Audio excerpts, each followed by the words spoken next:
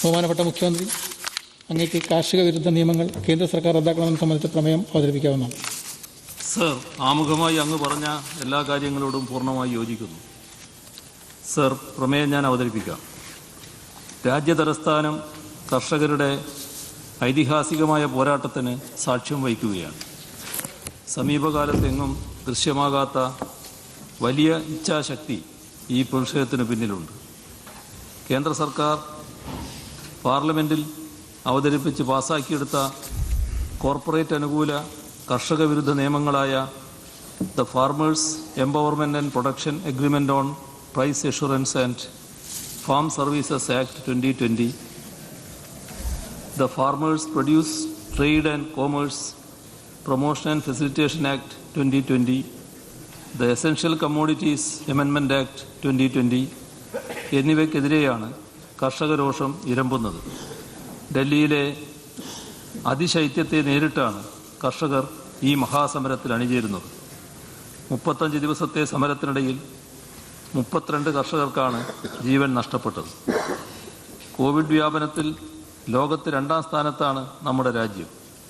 ഈ സാഹചര്യത്തിൽ ജനരോഷം ക്ഷണിച്ചു വരുത്തുന്ന നിയമനിർമ്മാണ നടപടിയിലേക്ക് ഗവൺമെൻറ് കടക്കേണ്ടതില്ലായിരുന്നു. ചില നിയമനിർമ്മാണങ്ങൾ അത് ബാധിക്കപ്പെടുന്ന ജനവിഭാഗങ്ങൾക്കിടയിൽ വലിയ ആശങ്കയും സംശയവും ജനിപ്പിക്കുമ്പോൾ നിയമനിർമ്മാണ സഭകൾക്ക് അത് ഗൗരവമായി പരിഗണിക്കാൻ ബാധ്യതയുണ്ട്. ഏറ്റവും ഒടുവിൽ ലഭ്യമായിട്ടുള്ള കേന്ദ്ര സർക്കാരിൻ്റെ ഔദ്യോഗിക റിപ്പോർട്ട് പ്രകാരം രാജ്യത്തെ തൊഴിൽ ശക്തിയുടെ 43.3% കാർഷിക മേഖലയിലാണ് തങ്ങളുടെ അധ്വാനശേഷി വിനിയോഗിക്കുന്നത്. നമ്മുടെ രാജ്യത്തെ സംബന്ധിച്ചിടത്തോളം കൃഷി ഒരു ഉൽപ്പാദന മേഖല മാത്രമല്ല, നമ്മുടെ സംസ്കാരത്തിൻ്റെ ഭാഗം കൂടിയാണ്. അതിനാൽ തന്നെ കാർഷിക രംഗത്തെ പരിഷ്കരണങ്ങൾ വളരെ ശ്രദ്ധാപൂർവം വിഭാവനം ചെയ്ത് നടപ്പാക്കേണ്ടവയാണ്. ഇക്കാര്യത്തിൽ കേരളത്തിന് വിപുലമായ അനുഭവ സമ്പത്തുണ്ട്. ഭൂപരിഷ്കരണ നിയമം വിജയകരമായി നടപ്പാക്കിയ സംസ്ഥാനമാണ് കേരളം. മാത്രമല്ല, തദ്ദേശഭരണ സ്ഥാപനങ്ങൾ, സഹകരണ സ്ഥാപനങ്ങൾ എന്നിവയുടെ പങ്കാളിത്തത്തോടെ കാർഷിക രംഗത്തെ പ്രതിസന്ധികൾ പരിഹരിക്കാനുള്ള മികച്ച ഇടപെടലുകളും കേരളം നടത്തിയിട്ടുണ്ട്. രാജ്യത്ത് 1960കളിൽ നടപ്പായ ഹരിത വിപ്ലവത്തിന് ശേഷം ഭാഗങ്ങളിലും കാർഷിക ഉൽപ്പന്നങ്ങളുടെ വിലത്തകർച്ചയും കർഷക ആത്മഹത്യകളും വലിയ സാമൂഹിക പ്രശ്നങ്ങളായി മാറിയിട്ടുണ്ട്. ഈ സാഹചര്യത്തിൽ കൂടുതൽ ഉൽപ്പന്നങ്ങൾക്ക് താങ്ങുവില പ്രഖ്യാപിച്ച് കാർഷിക വൃത്തി ലാഭകരമായി നടത്താൻ സഹായകമായ നടപടികളാണ് സർക്കാർ സ്വീകരിക്കേണ്ടത്. കാർഷിക മേഖല വലിയ പ്രതിസന്ധി നേരിടുന്ന ഘട്ടത്തിലാണ് കാർഷിക രംഗത്ത് വലിയ പ്രത്യാഘാതങ്ങളുണ്ടാക്കുന്ന പുതിയ 3 നിയമങ്ങൾ കേന്ദ്ര സർക്കാർ പാർലമെൻറ്റിൽ അവതരിപ്പിച്ച് പാസാക്കിയിട്ടുള്ളത്. ഇതിനെ തുടർന്ന് ഭക്ഷ്യധാന്യങ്ങൾക്ക് നിലവിലുള്ള താങ്ങുവില പോലും നഷ്ടപ്പെടുമോ എന്ന ഭയാശങ്കയാണ് കർഷകരെ അലട്ടുന്നത്. കർഷകരുടെ വിലപേശൽ ശേഷി മിക്കപ്പോഴും കോർപ്പറേറ്റ് സ്ഥാപനങ്ങളുടെ ശക്തിക്ക് മുന്നിൽ വളരെ ദുർബലമാകും എന്നതാണ് ഇതിലുയരുന്ന ഗൗരവതരമായ പ്രശ്നം. കർഷകർക്ക് നിയമപരിരക്ഷ ലഭിക്കാനുള്ള വ്യവസ്ഥകൾ നിയമത്തിലില്ല എന്ന് മാത്രവുമല്ല, കോർപ്പറേറ്റുകളുമായി ഇതിനുവേണ്ടി നിയമയുദ്ധം നടത്താനുള്ള ശേഷിയും കർഷകർക്കില്ല. കാർഷിക ഉൽപ്പന്നങ്ങൾ കേന്ദ്ര സർക്കാർ തന്നെ മുൻകൈയെടുത്ത് സംഭരിച്ച് ന്യായവിലക്ക് ആവശ്യക്കാർക്ക് വിതരണം ചെയ്യുന്ന സംവിധാനമാണ് നിലനിൽക്കേണ്ടത്. അതിനു പകരം കാർഷികോൽപ്പന്നങ്ങളുടെ വ്യാപാരമാകെ കോർപ്പറേറ്റുകൾക്ക് കൈവശപ്പെടുത്താൻ അവസരം നൽകുകയാണ് കേന്ദ്ര സർക്കാർ ചെയ്തിട്ടുള്ളത്. കർഷകർക്ക് ന്യായവില ലഭ്യമാക്കാനുള്ള ഉത്തരവാദിത്തത്തിൽ നിന്ന് കേന്ദ്ര സർക്കാർ ഒഴിഞ്ഞു പോവുകയും ചെയ്യുന്നു. ഈ സമരത്തിൻ്റെ പ്രധാന കാരണം കാർഷികോൽപ്പന്നങ്ങൾക്കുണ്ടാകാനിടയുള്ള വില തകർച്ചയാണ് എന്നത് വ്യക്തമാണ്. കോവിഡ്-19 മഹാമാരി ഉണ്ടായിട്ടുകൂടി 2020-21 സാമ്പത്തിക വർഷത്തിലെ നെല്ലിൻ്റെയും ഗോതമ്പിൻ്റെയും താങ്ങുവില കഴിഞ്ഞ സാമ്പത്തിക വർഷത്തെ അപേക്ഷിച്ച് 2.9%, 2.6% വർദ്ധിച്ചത്. ഇത് പണപ്പെരുപ്പ നിരക്കിനേക്കാൾ കുറഞ്ഞതായിരിക്കെ കാർഷിക ഉൽപ്പന്നങ്ങളുടെ ന്യായവിലയെപ്പറ്റി കർഷകർക്കിടയിലുണ്ടായിരിക്കുന്ന വിശ്വാസ തകർച്ചയ്ക്ക് അടിസ്ഥാനമുണ്ടെന്ന് കാണാൻ കഴിയും. ഇതോടൊപ്പം തന്നെ വളരെ പ്രാധാന്യമർഹിക്കുന്ന പ്രശ്നമാണ് ഭക്ഷ്യസുരക്ഷ. സംഭരണത്തിൽ നിന്നും വിതരണത്തിൽ നിന്നും സർക്കാർ പിന്മാറുന്ന അവസ്ഥയുണ്ടാകുമ്പോൾ പൂഴ്ത്തിവെപ്പും കരിഞ്ചന്തയും വർദ്ധിക്കുകയും ഭക്ഷ്യവിതരണവും അതുവഴി ഭക്ഷ്യസുരക്ഷയും അപകടത്തിലാവുകയും ചെയ്യും. അവശ്യ സാധന നിയമത്തിലെ വ്യവസ്ഥയിൽ നിന്ന് ഭക്ഷ്യധാന്യങ്ങൾ, പയറുവർഗ്ഗങ്ങൾ എന്നിവയടക്കമുള്ള അവശ്യ സാധനങ്ങൾ ഒഴിവാക്കിയത് സ്ഥിതി കൂടുതൽ വഷളാക്കും. സർ, നിലവിലുള്ള പ്രശ്നങ്ങളുടെ അടിയന്തര സ്വഭാവം വ്യക്തമാക്കുന്നത് ഈ പ്രക്ഷോഭം തുടർന്നാൽ അത് കേരളത്തെ സാരമായി ബാധിക്കുമെന്ന് തന്നെയാണ്. ഒരു ഉപഭോക്തൃ സംസ്ഥാനമായ കേരളത്തിലേക്ക് മറ്റ് സംസ്ഥാനങ്ങളിൽ നിന്നുള്ള ഭക്ഷ്യവസ്തുക്കളുടെ വരവ് നിലച്ചാൽ കേരളം പട്ടിണിയിലേക്ക് വഴുതി വീഴുമെന്ന കാര്യത്തിൽ സംശയമില്ല. പ്രത്യേകിച്ച് ഈ കോവിഡ് വ്യാപന ഘട്ടത്തിൽ അത്തരമൊരു സ്ഥിതി സൃഷ്ടിക്കാവുന്ന പ്രത്യാഘാതം ഒരു തരത്തിലും കേരളത്തിന് താങ്ങാനാവില്ല. ഇതിനെല്ലാം ഉപരി കൃഷി ഭരണഘടനയുടെ 7ാം ഷെഡ്യൂളിലെ സംസ്ഥാന ലിസ്റ്റ് സെക്കൻഡ് ഇനം 14ആയും മാർക്കറ്റ് ആൻഡ് ഫെയർസ് ഇനം 28ആയും ഉൾപ്പെടുത്തിയിട്ടുള്ള വിഷയങ്ങളാണ്. സംസ്ഥാനങ്ങളെ നേരിട്ട് ബാധിക്കുന്ന പ്രശ്നമെന്ന നിലയിൽ ഇക്കാര്യത്തിൽ അന്തർ സംസ്ഥാന കൗൺസിൽ യോഗം വിളിച്ചുകൂട്ടി വിശദമായ കൂടിയാലോചനകൾക്ക് കേന്ദ്ര സർക്കാർ നടപടി സ്വീകരിക്കേണ്ടതായിരുന്നു. പാർലമെൻറ്റിൻ്റെ സ്റ്റാൻഡിംഗ് കമ്മിറ്റിയുടെ പരിഗണനയ്ക്ക് പോലും അയക്കാതെ തിരക്കിട്ടാണ് ഈ സുപ്രധാന നിയമങ്ങൾ പാസാക്കിയത് എന്നത് ഗൗരവമായ പ്രശ്നമാണ്. മേൽ പ്രതിപാദിച്ച വസ്തുതകൾ കണക്കിലെടുത്ത് രാജ്യത്തിൻ്റെ നട്ടെല്ലായ കർഷകർ ഉന്നയിക്കുന്ന ന്യായമായ ആവശ്യങ്ങൾ അംഗീകരിക്കണമെന്നും ഈ 3 വിവാദ നിയമങ്ങളും റദ്ദാക്കാനുള്ള അടിയന്തര നടപടികൾ സ്വീകരിക്കണമെന്നും കേരള നിയമസഭ കേന്ദ്ര സർക്കാരിനോട് അഭ്യർത്ഥിക്കുന്നു. പ്രമേയത്തെ പിന്താങ്ങേണ്ടതാണ്. പ്രമേയം അവതരിപ്പിച്ചിരിക്കുന്നു. ശ്രീ കെ.സി. ജോസഫ്, അങ്ങേക്ക് പ്രമേയത്തിനുള്ള ഭേദഗതികൾ അവതരിപ്പിച്ചാണ്. സർ, ഈ പ്രമേയം സമ്പൂർണ്ണമാക്കാൻ വേണ്ടിയാണ് ഞാൻ 3 അമെൻമെൻറ്റ്സ് മൂവ് ചെയ്യുന്നത്. ഒന്നാമത്തേത്, പ്രമേയത്തിൻ്റെ 1-ാമത്തെ പേജിൽ 4-ാമത്തെ ഖണ്ഡികയുടെ ആരംഭത്തിലുള്ള ചില എന്ന വാക്ക് ഒഴിവാക്കണം. ഏത് നിയമനിർമ്മാണമാണെങ്കിലും ജനങ്ങൾക്ക് ആശങ്കയുണ്ടെങ്കിൽ അത് പരിഹരിക്കപ്പെടണം. ചില നിയമം മാത്രം പോരാ. അതിന് തുടർച്ചയായി പ്രത്യേകിച്ചും നിയമനിർമ്മാണ സഭകളിൽ വേണ്ടത്ര ചർച്ച നടത്തുവാൻ അവസരം നിഷേധിച്ചും സഭാ നടപടിച്ചട്ടങ്ങൾ പ്രകാരം സ്റ്റാൻഡിംഗ് കമ്മിറ്റികളുടെ പരിശോധനയ്ക്ക് അയക്കാതെയും പാസാക്കിയ വിവാദമായ കാർഷിക നിയമങ്ങൾ റദ്ദ് ചെയ്യണമെന്ന കർഷകരുടെ ആവശ്യം അംഗീകരിക്കാൻ കേന്ദ്ര ഗവൺമെൻറ് ബാധ്യസ്ഥമാണെന്ന് ഈ സഭ കരുതുന്നു. 2-ാമത്തെ അമെൻമെൻറ്റ് പ്രമേയത്തിൻ്റെ 3-ാമത്തെ പേജിൽ 2-ാമത്തെ ഖണ്ഡികയായി താഴെപ്പറയുന്ന ഭാഗം കൂട്ടിച്ചേർക്കണം. സാധാരണ കൃഷിക്കാരുടെ ആശ്രയമായ പരമ്പരാഗത ഗ്രാമചന്ത അഥവാ മണ്ഡി സംവിധാനത്തെ തകർത്ത് വൻകിട കോർപ്പറേറ്റുകളുടെ റീറ്റെയിൽ ശൃംഖലകൾക്ക് വഴിയൊരുക്കാനാണ് ഈ ബില്ലുകൾ എന്ന കർഷകരുടെ ആശങ്കകൾ ഗൗരവതരമായി കണക്കിലെടുക്കേണ്ടതാണ്. ഈ വിവാദ നിയമങ്ങൾ കാർഷികോൽപ്പന്നങ്ങളുടെ താങ്ങുവില സംവിധാനം ഇല്ലാതെയാക്കുമെന്നും കരാർ കൃഷിക്ക് നിയമം വഴിയൊരുക്കുമെന്നും പാവപ്പെട്ട കർഷകർ ചൂഷണ വിധേയരാകുമെന്നുള്ള കൃഷിക്കാരുടെ ഭയപ്പാട് പൂർണ്ണമായും ന്യായീകരിക്കത്തക്കതാണ്. സർ, 3-ാമത്തെ അമെൻമെൻറ്റ് ഈ സമരം ആരംഭിച്ച് 100 ദിവസമായി. സർ, പ്രധാനമന്ത്രി ഇതുവരെ ഒരു ചർച്ചയ്ക്ക് പോലും തയ്യാറായിട്ടില്ല. നമ്മളാരെയാണ് ഭയപ്പെടുന്നത്? ഈ പ്രമേയം പാസ്സാക്കുമ്പോൾ ആൾക്കാർ ചൂണ്ടിക്കാണിക്കണ്ടേ? സർ, ഞാൻ പ്രമേയം വായിക്കാം. പ്രമേയത്തിൻ്റെ 3-ാമത്തെ പേജിൽ അവസാന ഖണ്ഡികയ്ക്ക് തൊട്ട് മുമ്പായി താഴെപ്പറയുന്ന ഖണ്ഡിക കൂട്ടിച്ചേർക്കണം.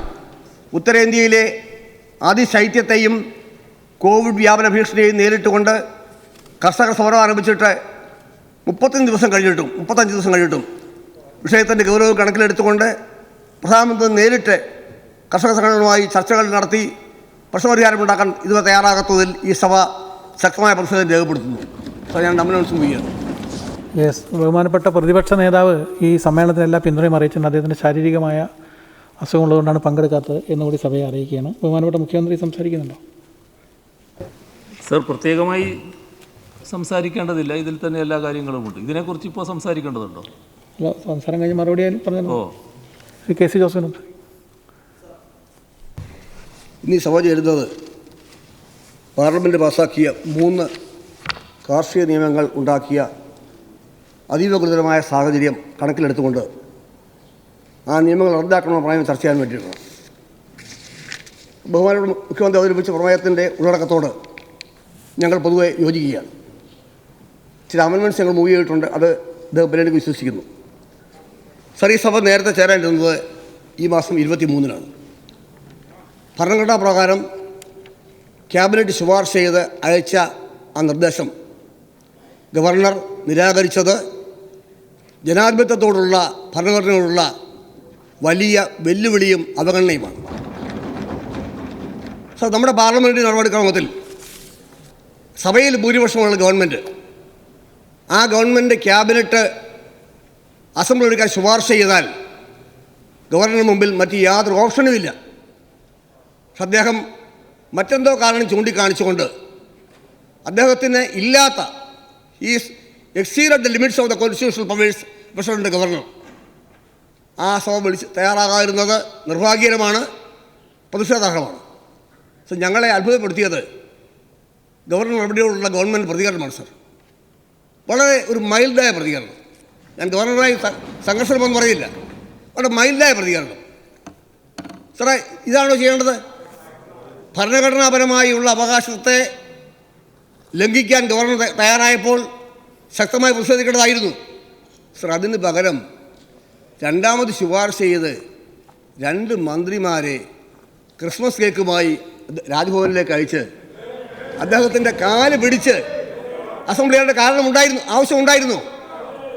സർ, പത്രങ്ങൾ വായിച്ചത് ബഹുമാനപ്പെട്ട അങ്ങ് പോലും പോയി എന്നാണ് ഈ കാര്യം പറയാൻ വേണ്ടിയിട്ട്. എനിക്കറിയില്ല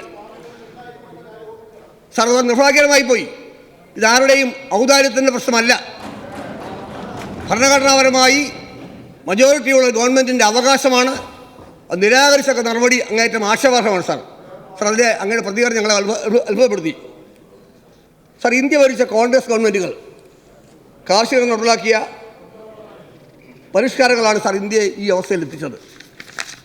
സാറേ, സ്വാതന്ത്ര്യം സമ്പാദിക്കുമ്പോൾ നമ്മുടെ രാജ്യം ഭക്ഷ്യക്കമ്മിയുടെ രാജ്യമായിരുന്നു. ആവശ്യമായ ഭക്ഷ്യധാന്യം ഉണ്ടായിരുന്നില്ല. സാർ, പലപ്പോഴും ദൈനംദിന ആവശ്യങ്ങൾക്ക് വേണ്ടി വിദേശ രാജ്യങ്ങളുടെ മുമ്പിൽ ഭിക്ഷാപാത്രമായി പോയ ഇന്ത്യയെ നമ്മൾ കണ്ടിട്ടുണ്ട്. വിവാദമായ PL 480 നിയമം ഇന്ത്യയിലെ കൃഷിക്കാരൻ്റെ അടുപ്പിൽ തീ പകരണമെങ്കിൽ അന്യരാജ്യങ്ങളിലെ ഭക്ഷ്യധാന്യ ഇറക്കുമതി വരണമായിരുന്നു. സർ, അവിടെ നിന്ന് പോയി കേന്ദ്ര ഗവൺമെൻറ്, കോൺഗ്രസ് ഗവൺമെൻറ്റുകൾ ഇന്ദിരാഗാന്ധി നടത്തിയ ഹരിത വിപ്ലവം അവിടെ നിന്ന് ആരംഭിച്ച് ഇന്ന് ഇന്ത്യ ഭക്ഷ്യരംഗത്ത് സ്വയം പര്യാപ്തതയുണ്ട്. നമ്മുടെ FCI ഗോഡൗണുകൾ ഭക്ഷ്യധാന്യ ശേഖരം കൊണ്ട് നിറഞ്ഞ് കവിയുകയാണ്. നമ്മൾ ഭക്ഷ്യ കയറ്റുമതി സംസ്ഥാനമാണ്. ആ നിലയിൽ ഈ രാജ്യത്തെ എത്തിച്ചത് തീർച്ചയായും കോൺഗ്രസ് ഗവൺമെൻറ്റുകളാണ്. പക്ഷെ അങ്ങനെ നമ്മൾ സഹായിച്ച കൃഷിക്കാരനെ അപമാനിക്കാനാണ് സർ ഇന്ന് ഈ സർക്കാർ ശ്രമിച്ചുകൊണ്ടിരിക്കുന്നത്. സർ, ഇൻഡോ പാക് സമരകാലത്ത് പ്രധാനമന്ത്രി ലാൽ ബഹദൂർ ശാസ്ത്രി ഒരു മുദ്രാവാക്യം ഉയർത്തി, ജയ് ജവാൻ ജയ് കിസാൻ. കൃഷിക്കാർക്ക് കൊടുത്ത പ്രാധാന്യമാണ് വിളിച്ചായിരിക്കുന്നത്. പക്ഷേ ഇന്ന് കൃഷിക്കാരെ അവഹേളിക്കുന്നു. 35 ദിവസം സമരം ചെയ്തിട്ടും തിരിഞ്ഞു നോക്കാൻ തയ്യാറാകുന്നില്ല. സർ, ഇത് അവഗണിക്കാൻ സാധിക്കുന്ന കാര്യമാണ്. സർ, ഇവിടെ ഇന്ന് ഭക്ഷ്യ സംഭരണ മേഖലയിൽ നിന്നും ഗവൺമെൻറ് പിന്മാറി ഭക്ഷ്യശേഖരണം ഇല്ലാത്ത അവസ്ഥയുണ്ടാകും. അപ്പോൾ ഇന്ന് സംഭവിക്കും, ഇന്ത്യയിലെ കോർപ്പറേറ്റ് ഭീമന്മാരുടെ ദയാദാക്ഷിണ്യങ്ങൾക്ക് മുമ്പിൽ ഈ രാജ്യം മുട്ടുമടക്കേണ്ടി വരും. ഈ ആശങ്ക ചെറിയൊരു കാര്യമല്ല. സർ, ഞങ്ങളുടെ അഭിപ്രായം കേവലം പ്രമേയം പാസാക്കി പിരിയേണ്ട ഒന്നല്ല ഈ സഭ. സർ, ഈ വിഷയത്തിൽ ഗവൺമെൻറ് ഗൗരവമായി പരിഗണിച്ചില്ല. വിവാദ നിയമങ്ങൾ പാർലമെൻറ്റ് പാസാക്കിയത് സെപ്റ്റംബർ 20-നാണ്. അതായത് 100 ദിവസം മുമ്പ്. 100 ദിവസം മുമ്പ് ഇത്രയും വൈകി ഈ സഭ ചർച്ച ചെയ്യുമ്പോഴും ഒരു ചടങ്ങ് തീർക്കാൻ വേണ്ടി ഒരു പ്രമേയം പാസാക്കി പിരിയുകയല്ല ചെയ്യേണ്ടിയിരുന്നത്. മറിച്ച് ഈ കേന്ദ്ര നിയമം റദ്ദാക്കാനുള്ള നിയമം കൊണ്ടുവന്ന് പാസ്സാക്കണമായിരുന്നു. അതിൽ 1 മണിക്കൂറല്ല, 1 ദിവസം ഇരിക്കാൻ ഞങ്ങൾ തയ്യാറായിരുന്നു.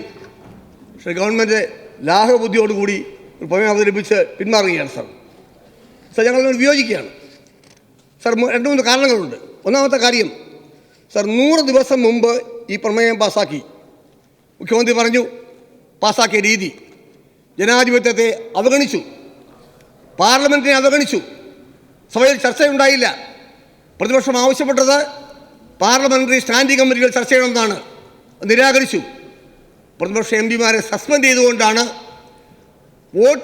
പോളിങ്ങിനുള്ള ആവശ്യം ഉന്നയിച്ചിട്ട് അതുപോലും സമ്മതിക്കാതെ ആ നിയമം പാസ്സാക്കാൻ ലോകസഭ തയ്യാറായി. സർ ഇത് പാർലമെൻറ്റ് മര്യാദ ലംഘനമാണ്. സർ ഈ സഭയിലെ പാർലമെൻറ്റിൽ അംഗത്വമുള്ളവരും അല്ലാത്തവരുമായ എല്ലാ ആളുകളും, ബഹുമാനപ്പെട്ട ശിവരാജഗോപാൽ ഒഴികെ എല്ലാവരുടെയും പിന്തുണ ഈ പ്രമേയത്തിനുണ്ട്. സാർ കൃഷിക്കാരെ കുത്തുവാള എടുപ്പിക്കാൻ ഈ നിയമം സഹായിക്കും.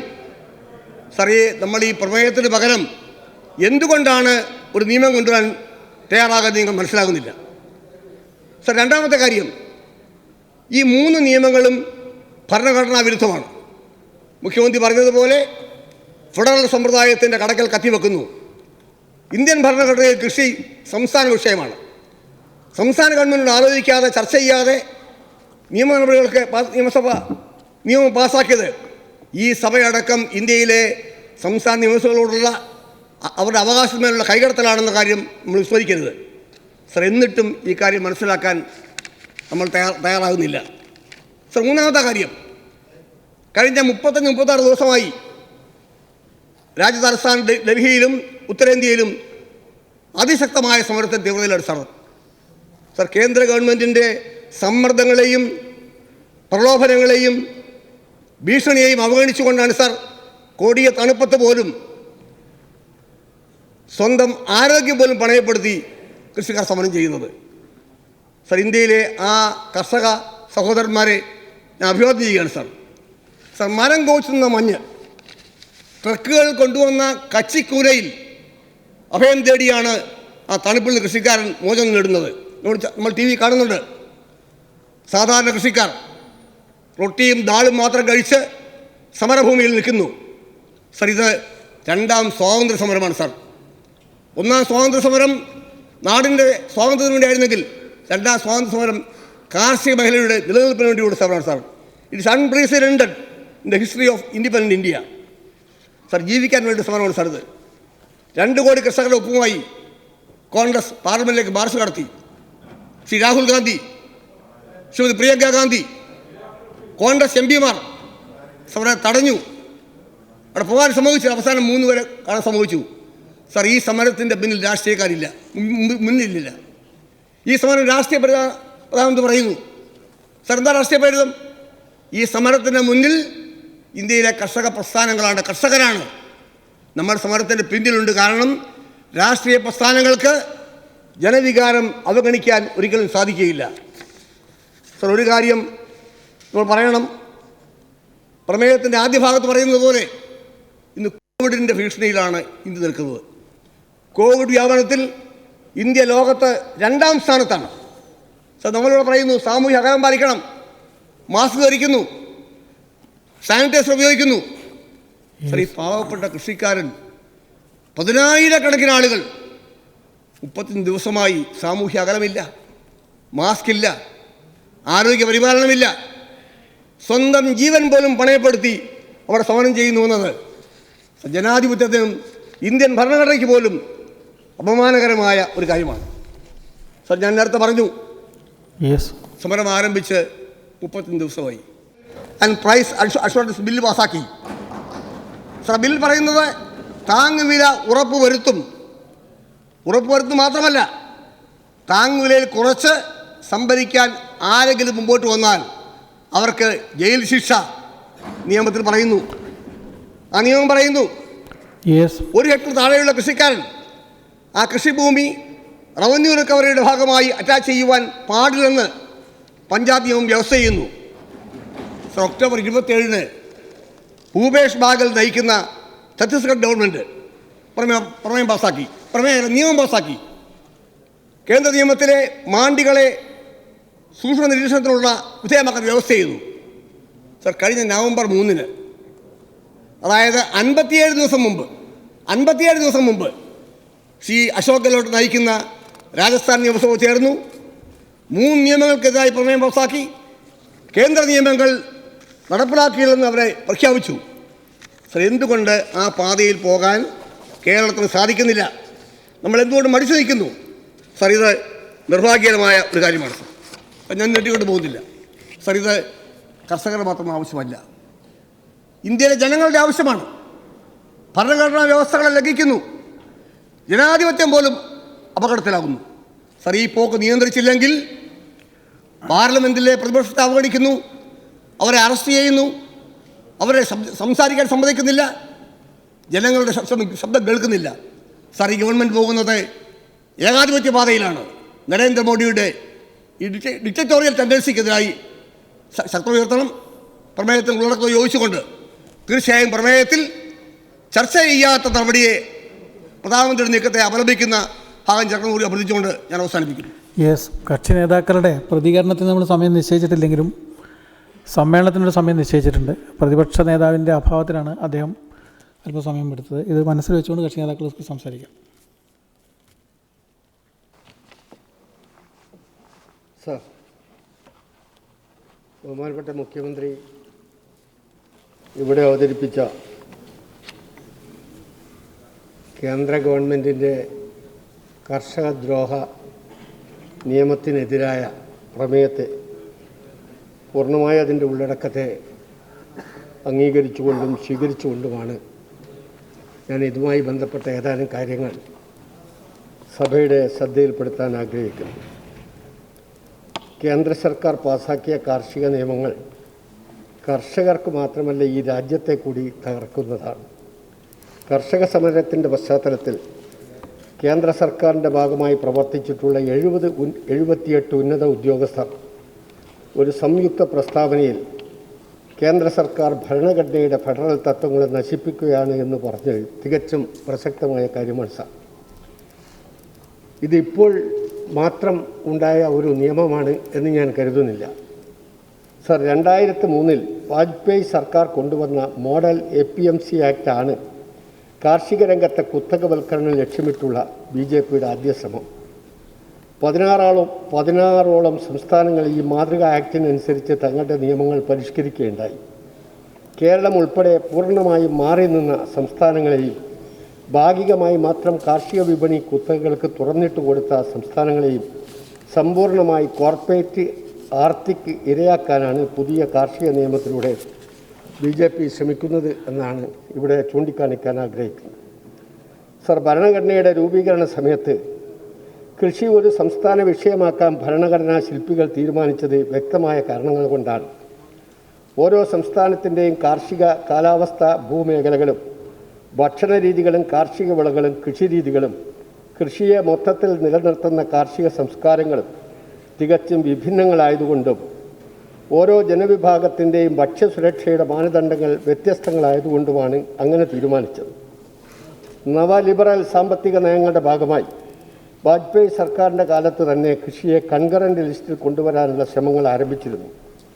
2006 ഡിസംബറിൽ ദേശീയ കർഷക നയം രൂപീകരണ വേദിയിൽ കേരളത്തിലെ അന്നത്തെ LDF സർക്കാരിൻ്റെ ഇക്കാര്യത്തിലുള്ള വിയോജിപ്പ് അന്നത്തെ കൃഷിമന്ത്രി മുല്ലക്കര രത്നാകരൻ ശക്തമായി ഉന്നയിക്കുകയും രേഖാമൂലം സമർപ്പിക്കുകയും ചെയ്തിട്ടുള്ളതാണ്. സർ, ഇപ്പോൾ കൺകറൻ്റ് ലിസ്റ്റുള്ള കൊമേഴ്സ് മന്ത്രാലയത്തിൻ്റെ പരിധിയിൽ നിന്നുകൊണ്ടാണ് പുതിയ കാർഷിക നിയമം കേന്ദ്ര സർക്കാർ കോലാഹലങ്ങൾക്കിടയിൽ ചർച്ചയില്ലാതെ ശബ്ദ വോട്ടോടെ പാർലമെൻറ്റിൽ പാസാക്കിയെടുത്തത്.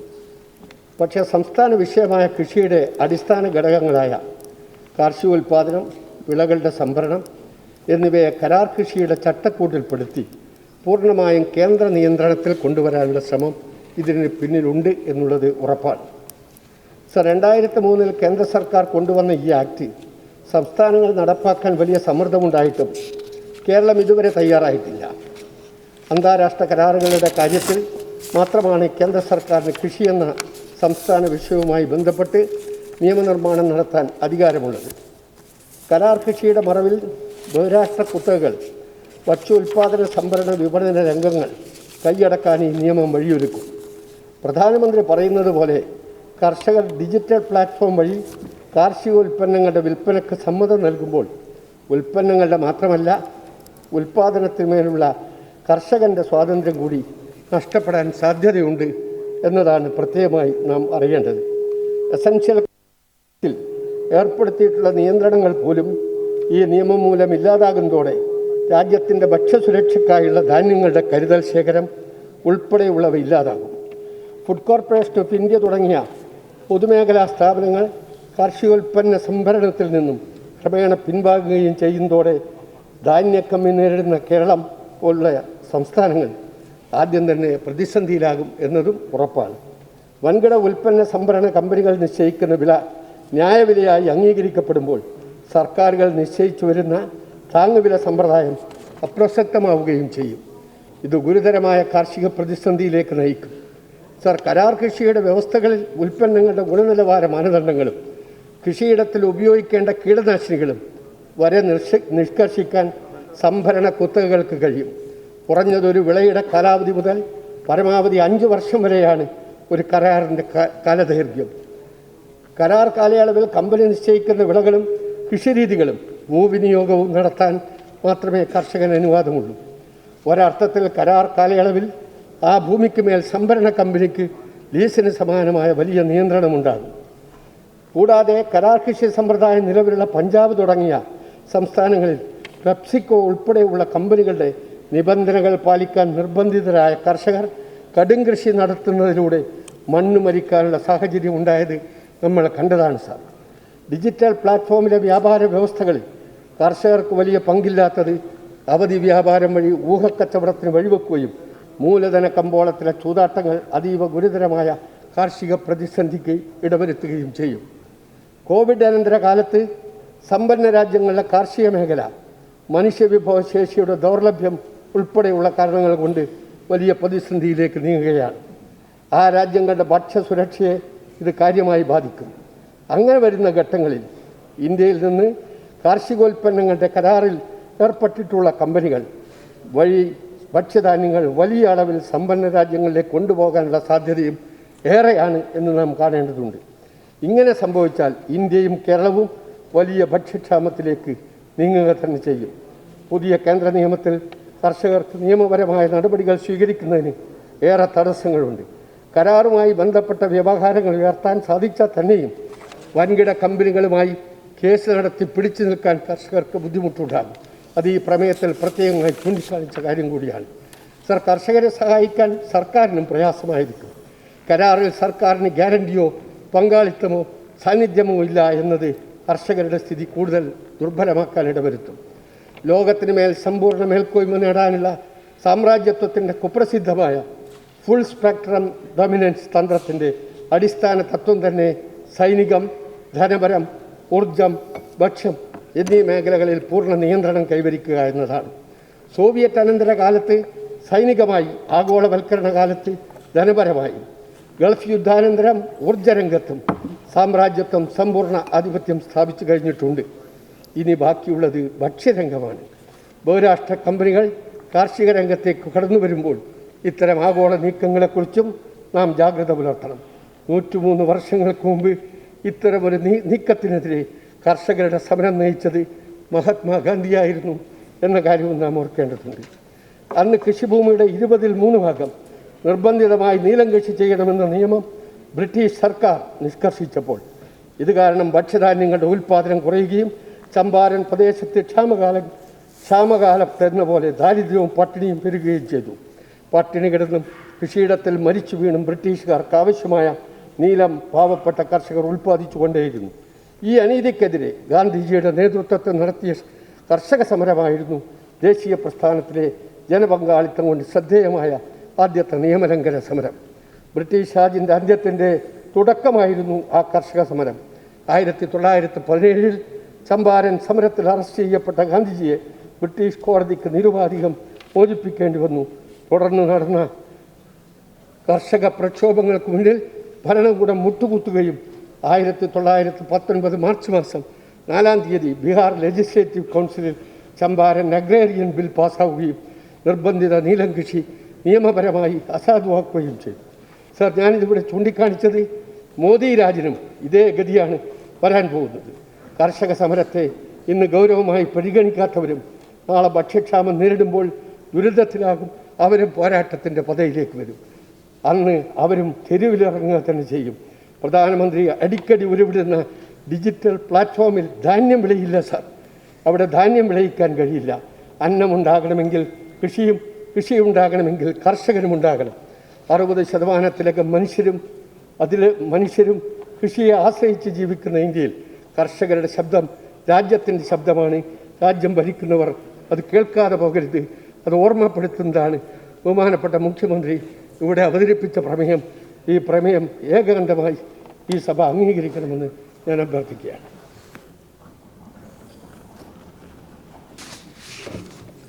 സർ, മുഖ്യമന്ത്രി അവതരിപ്പിച്ച ഈ പ്രമേയത്തെ അനുകൂലിക്കുന്നു. ഞങ്ങൾ അവതരിപ്പിച്ച ഭേദഗതികൾ കൂടി ഈ പ്രമേയത്തിൻ്റെ ഭാഗമാക്കണം എന്ന് ഈ സഭയോട് അഭ്യർത്ഥിക്കുകയാണ്. കർഷക സമരത്തിന് വലിയ പ്രാധാന്യമുണ്ട് സർ, ഒരുപാട് സവിശേഷതകൾ.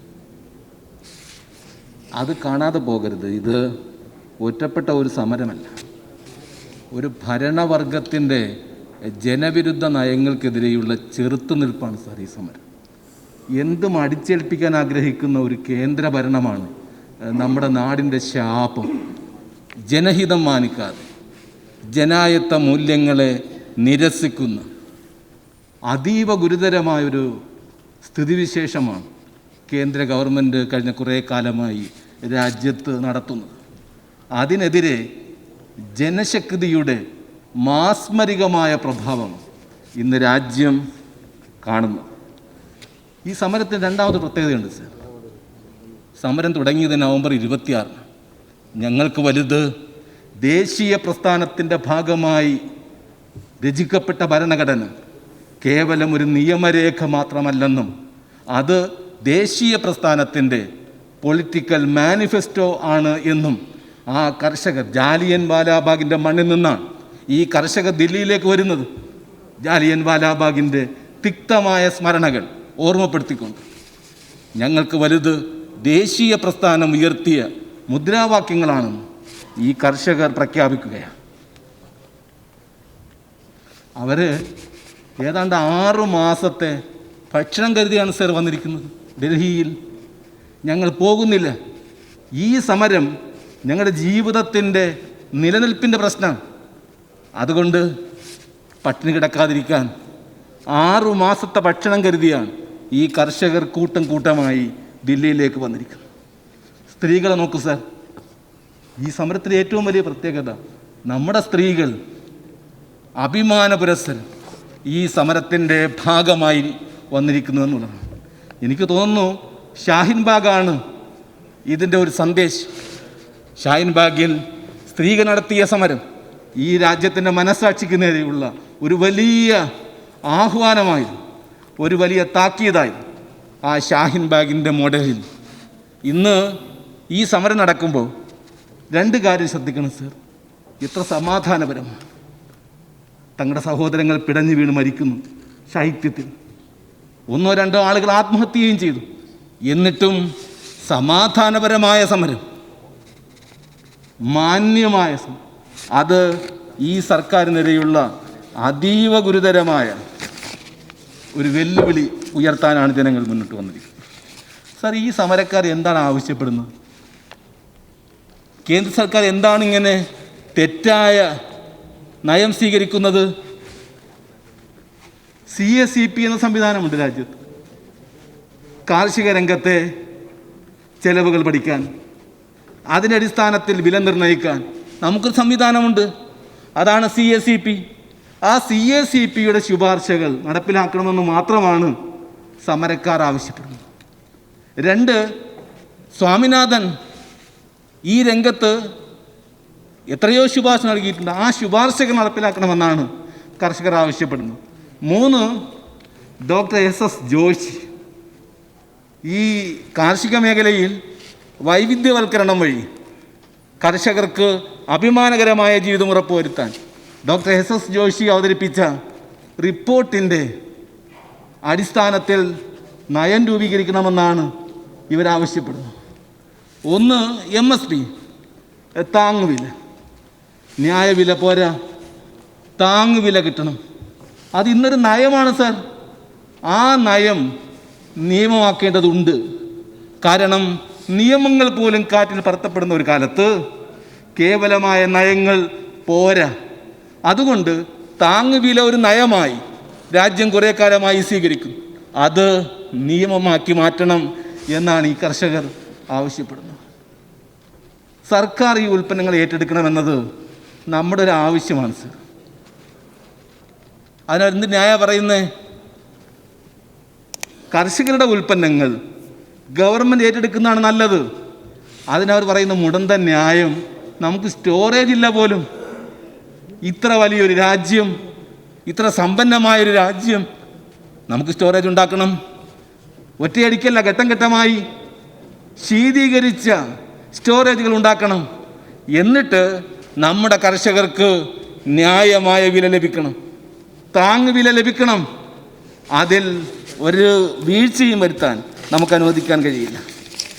സർ, ബ്രിട്ടീഷുകാരുടെ കാലത്ത് എന്താണ് ഈ BJP-ക്കാർ ദേശീയ സമരവുമായി ഒരു ബന്ധവുമില്ലാത്തതുകൊണ്ട് എന്ത് അപമാനകരമായ നിലപാടാണ് സ്വീകരിക്കുന്നത്? ബ്രിട്ടീഷുകാരുടെ കാലത്ത് കൊളോണിയൽ നയമെന്താണ്? 1894 ലാൻഡ് അക്വിസിഷൻ ആക്ട് ഉണ്ടായി. നമുക്കറിയാം 985 കോൺഗ്രസ് കർഷകർക്ക് അനുകൂലമായത് മാറ്റം വരുത്തി. 1894 ബ്രിട്ടീഷുകാരുണ്ടാക്കിയ കൊളോണിയൽ കാലത്തെ കർഷക വിരുദ്ധമായ ജനവിരുദ്ധമായ നയം 1985 നമ്മൾ മാറ്റി. ഇപ്പം ഇവർ വലിയ ദേശാഭിമാനികളാണ്. അവരെന്താ ചെയ്യുന്നത്? ബ്രിട്ടീഷുകാരുടെ കാലത്തേക്ക് ഈ നിയമത്തെ കൊണ്ടുപോവുക, കർഷകനെ അനാഥത്വത്തിലേക്ക് വലിച്ചെറിയുക. ഈ BJP സർക്കാർ ഈ രാജ്യത്തെ അപമാനമാണ്. അതുകൊണ്ടാണ് ഞങ്ങൾ ഈ ഭേദഗതി അവതരിപ്പിച്ചത്. പ്രധാനമന്ത്രി ഈ രാജ്യത്തോട്, ജനങ്ങളോട്, കർഷകരോട് കാണിക്കുന്ന നന്ദിക്കെതിരെ ഈ പ്രമേയത്തിൽ ഒരു വരി ഉണ്ടാവണം സർ.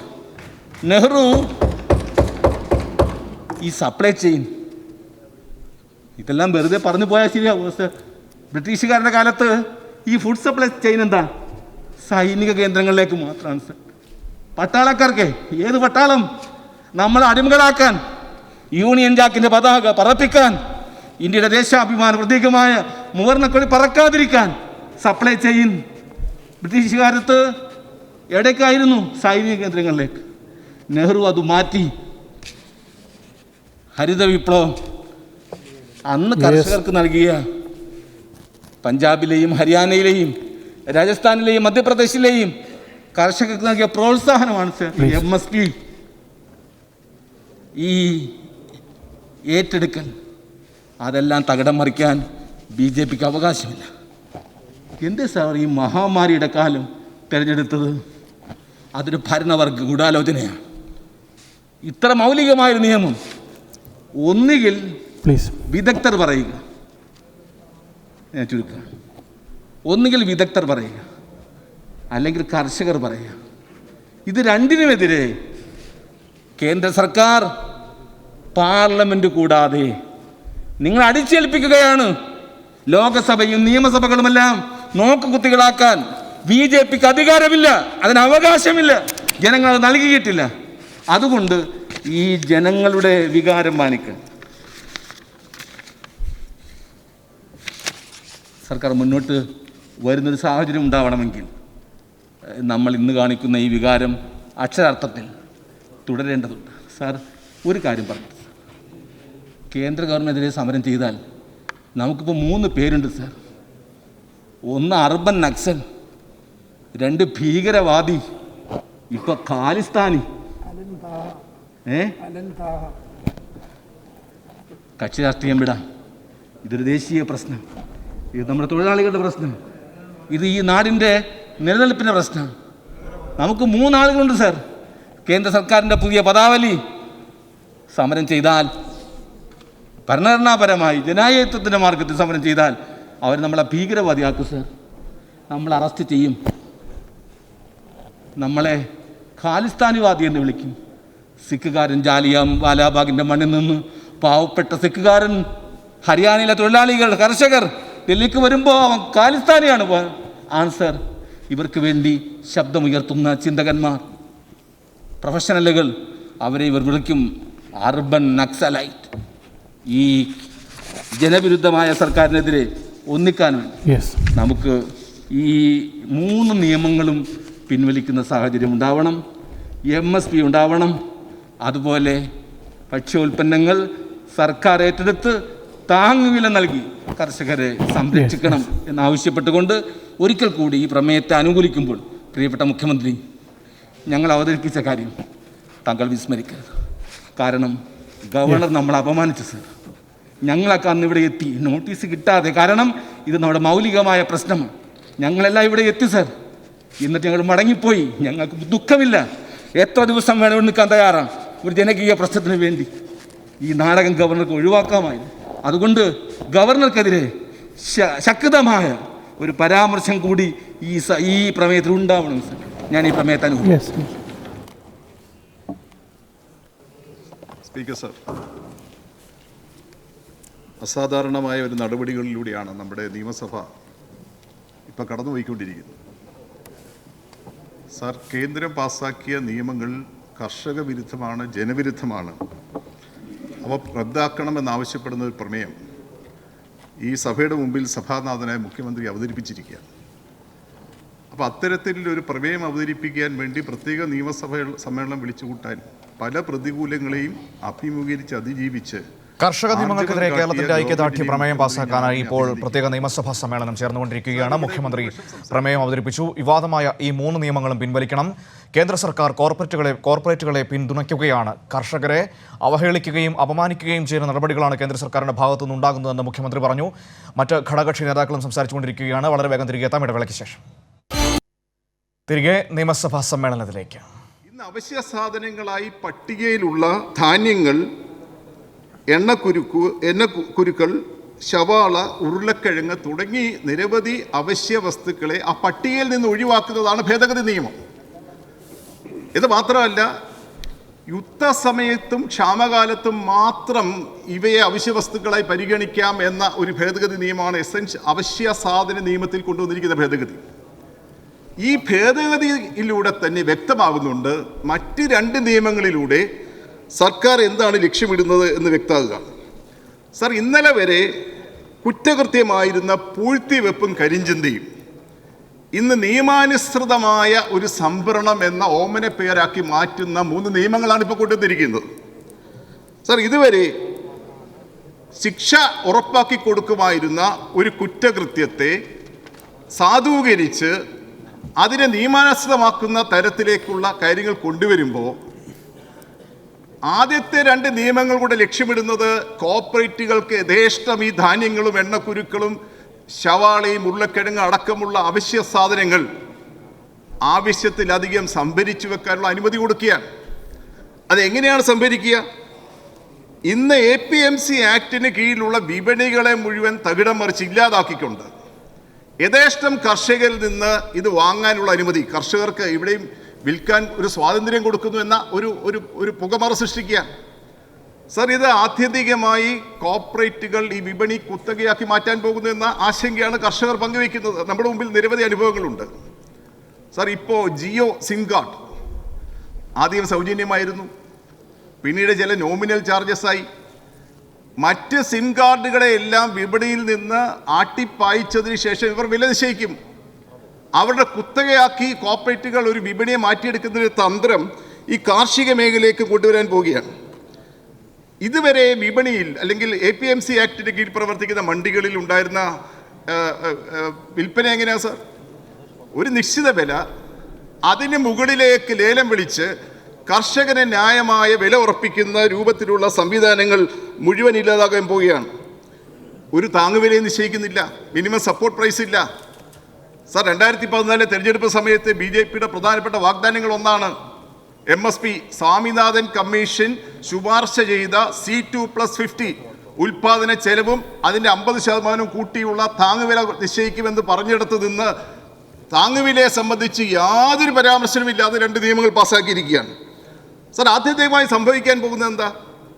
കുറഞ്ഞ വിലയ്ക്ക് കർഷകരിൽ നിന്ന് ഇഷ്ടമുള്ള തുച്ഛമായ വിലയ്ക്ക് കാർഷിക ഉൽപ്പന്നങ്ങൾ സംഭരിച്ച് കൂട്ടിവെച്ചിട്ട് കൃത്രിമ ക്ഷാമമുണ്ടാക്കി വലിയ വിലയ്ക്ക് വിപണിയിൽ ഉപഭോക്താക്കൾക്ക് നൽകി കൊള്ള ലാഭം ഉണ്ടാക്കുവാൻ കോർപ്പറേറ്റുകൾക്ക് അനുമതി കൊടുക്കുന്ന 2 നിയമങ്ങൾ അതിനനുസൃതമായി നിലനിൽക്കുന്ന ഒരു നിയമത്തിൽ ഭേദഗതി കൂടി വരുത്തുന്ന തരത്തിലുള്ള ഇടപെടലുകളാണ് ഓർഡിനൻസിലൂടെ വന്ന് പിന്നീട് എല്ലാ പാർലമെന്ററി മര്യാദകളും ലംഘിച്ചുകൊണ്ട് പാർലമെന്റ് പാസാക്കിയെന്ന് പറയുന്ന നിയമങ്ങൾ. സർ, കരാർ കൃഷി ഒരു രൂപത്തിലും ഭൂമിയുടെ ഫലഭൂയിഷ്ഠതയോ കർഷകന്റെ താല്പര്യങ്ങളോ സംരക്ഷിക്കുന്ന രൂപത്തിലല്ല. 2ാമത്തെ നിയമം, കേസുകൾ കൊടുക്കാൻ പാടില്ല. ഇപ്പോൾ ജനിതക മാറ്റം വരുത്തിയ വിത്തുകൾ ഉൽപ്പാദിപ്പിച്ചു കൊടുക്കണം. കർഷകന് വില കൊടുക്കേണ്ട ആവശ്യമില്ല, 25% കൊടുത്താൽ മതി. ജനറ്റിക് പ്യൂരിറ്റി ടെസ്റ്റ് കഴിഞ്ഞതിന് ശേഷം മാത്രം കൊടുത്താൽ മതി എന്നാണ് പറയുക. സാർ, കോർപ്പറേറ്റുകൾ സാധാരണക്കാരെ ബുദ്ധിമുട്ടിക്കുന്നതിൽ നിർദ്ദയ മനുഷ്യത്വരഹിതമായ സമീപനമാണ് സ്വീകരിക്കുക എന്ന കാര്യത്തിൽ യാതൊരു സംശയമില്ല. സാർ, 2019 ഏപ്രിൽ മാസം പെപ്സിക്കോ ഗുജറാത്തിലെ 4 നിർദ്ധരായ കർഷകർക്കെതിരെ 1,05,00,000 രൂപയ്ക്ക് നഷ്ടപരിഹാര കേസ് കൊടുത്തു. ലേസ് ചിപ്സ് നിർമ്മിക്കാൻ ഉപയോഗിക്കുന്ന FC5 എന്ന ഇനത്തിൽ വരുന്ന ഉരുളക്കിഴങ്ങ്, ആ വിത്തുകൾക്ക് മേൽ പെപ്സിക്കോയ്ക്ക് ഒരു കുത്തക അവകാശമുണ്ട്. ഈ ഇനം വിത്ത് ഉപയോഗിച്ച് ഉരുളക്കിഴങ്ങ് കൃഷി നടത്തിയതിൻ്റെ പേരിൽ 4 കർഷകർക്കെതിരെ കേസ് കൊടുത്ത ഒരു കമ്പനിയാണ് പെപ്സിക്കോ.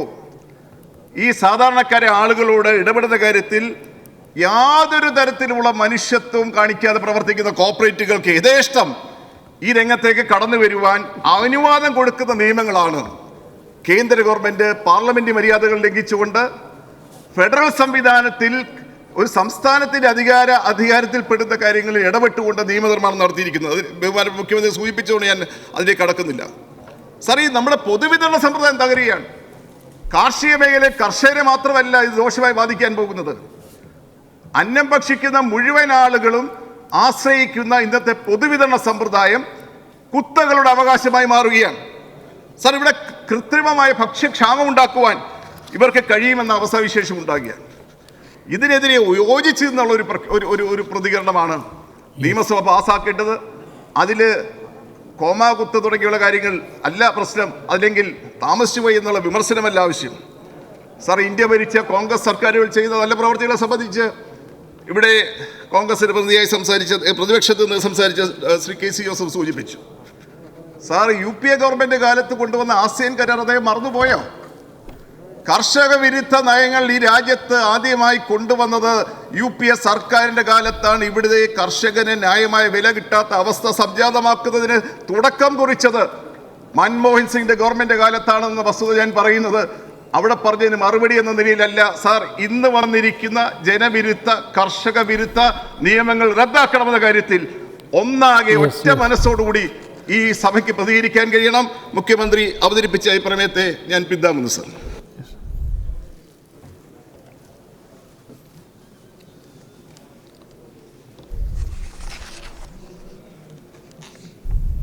സാർ, കേന്ദ്ര ഗവൺമെൻറ് കൊണ്ടുവന്ന നിയമങ്ങൾ മുഖ്യമന്ത്രിയോട് പറഞ്ഞുകൊണ്ട് ഞാൻ ആവർത്തിക്കുന്നില്ല. നിയമസഭയുടെ പ്രത്യേക സമ്മേളനം പുരോഗമിച്ചുകൊണ്ടിരിക്കുകയാണ്. നമുക്ക് വളരെ വേഗം തിരികെ ലിസ്റ്റിലാണ്. സംസ്ഥാനങ്ങളെ കൺസൾട്ട് ചെയ്യാതെയാണ് ചെയ്തിരിക്കുന്നത്. സർ, ഈ 2ാമത്തെ bill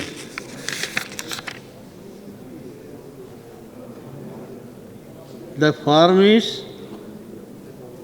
Empowerment and Protection Agreement on Price Assurance and Farm Services Bill 2020.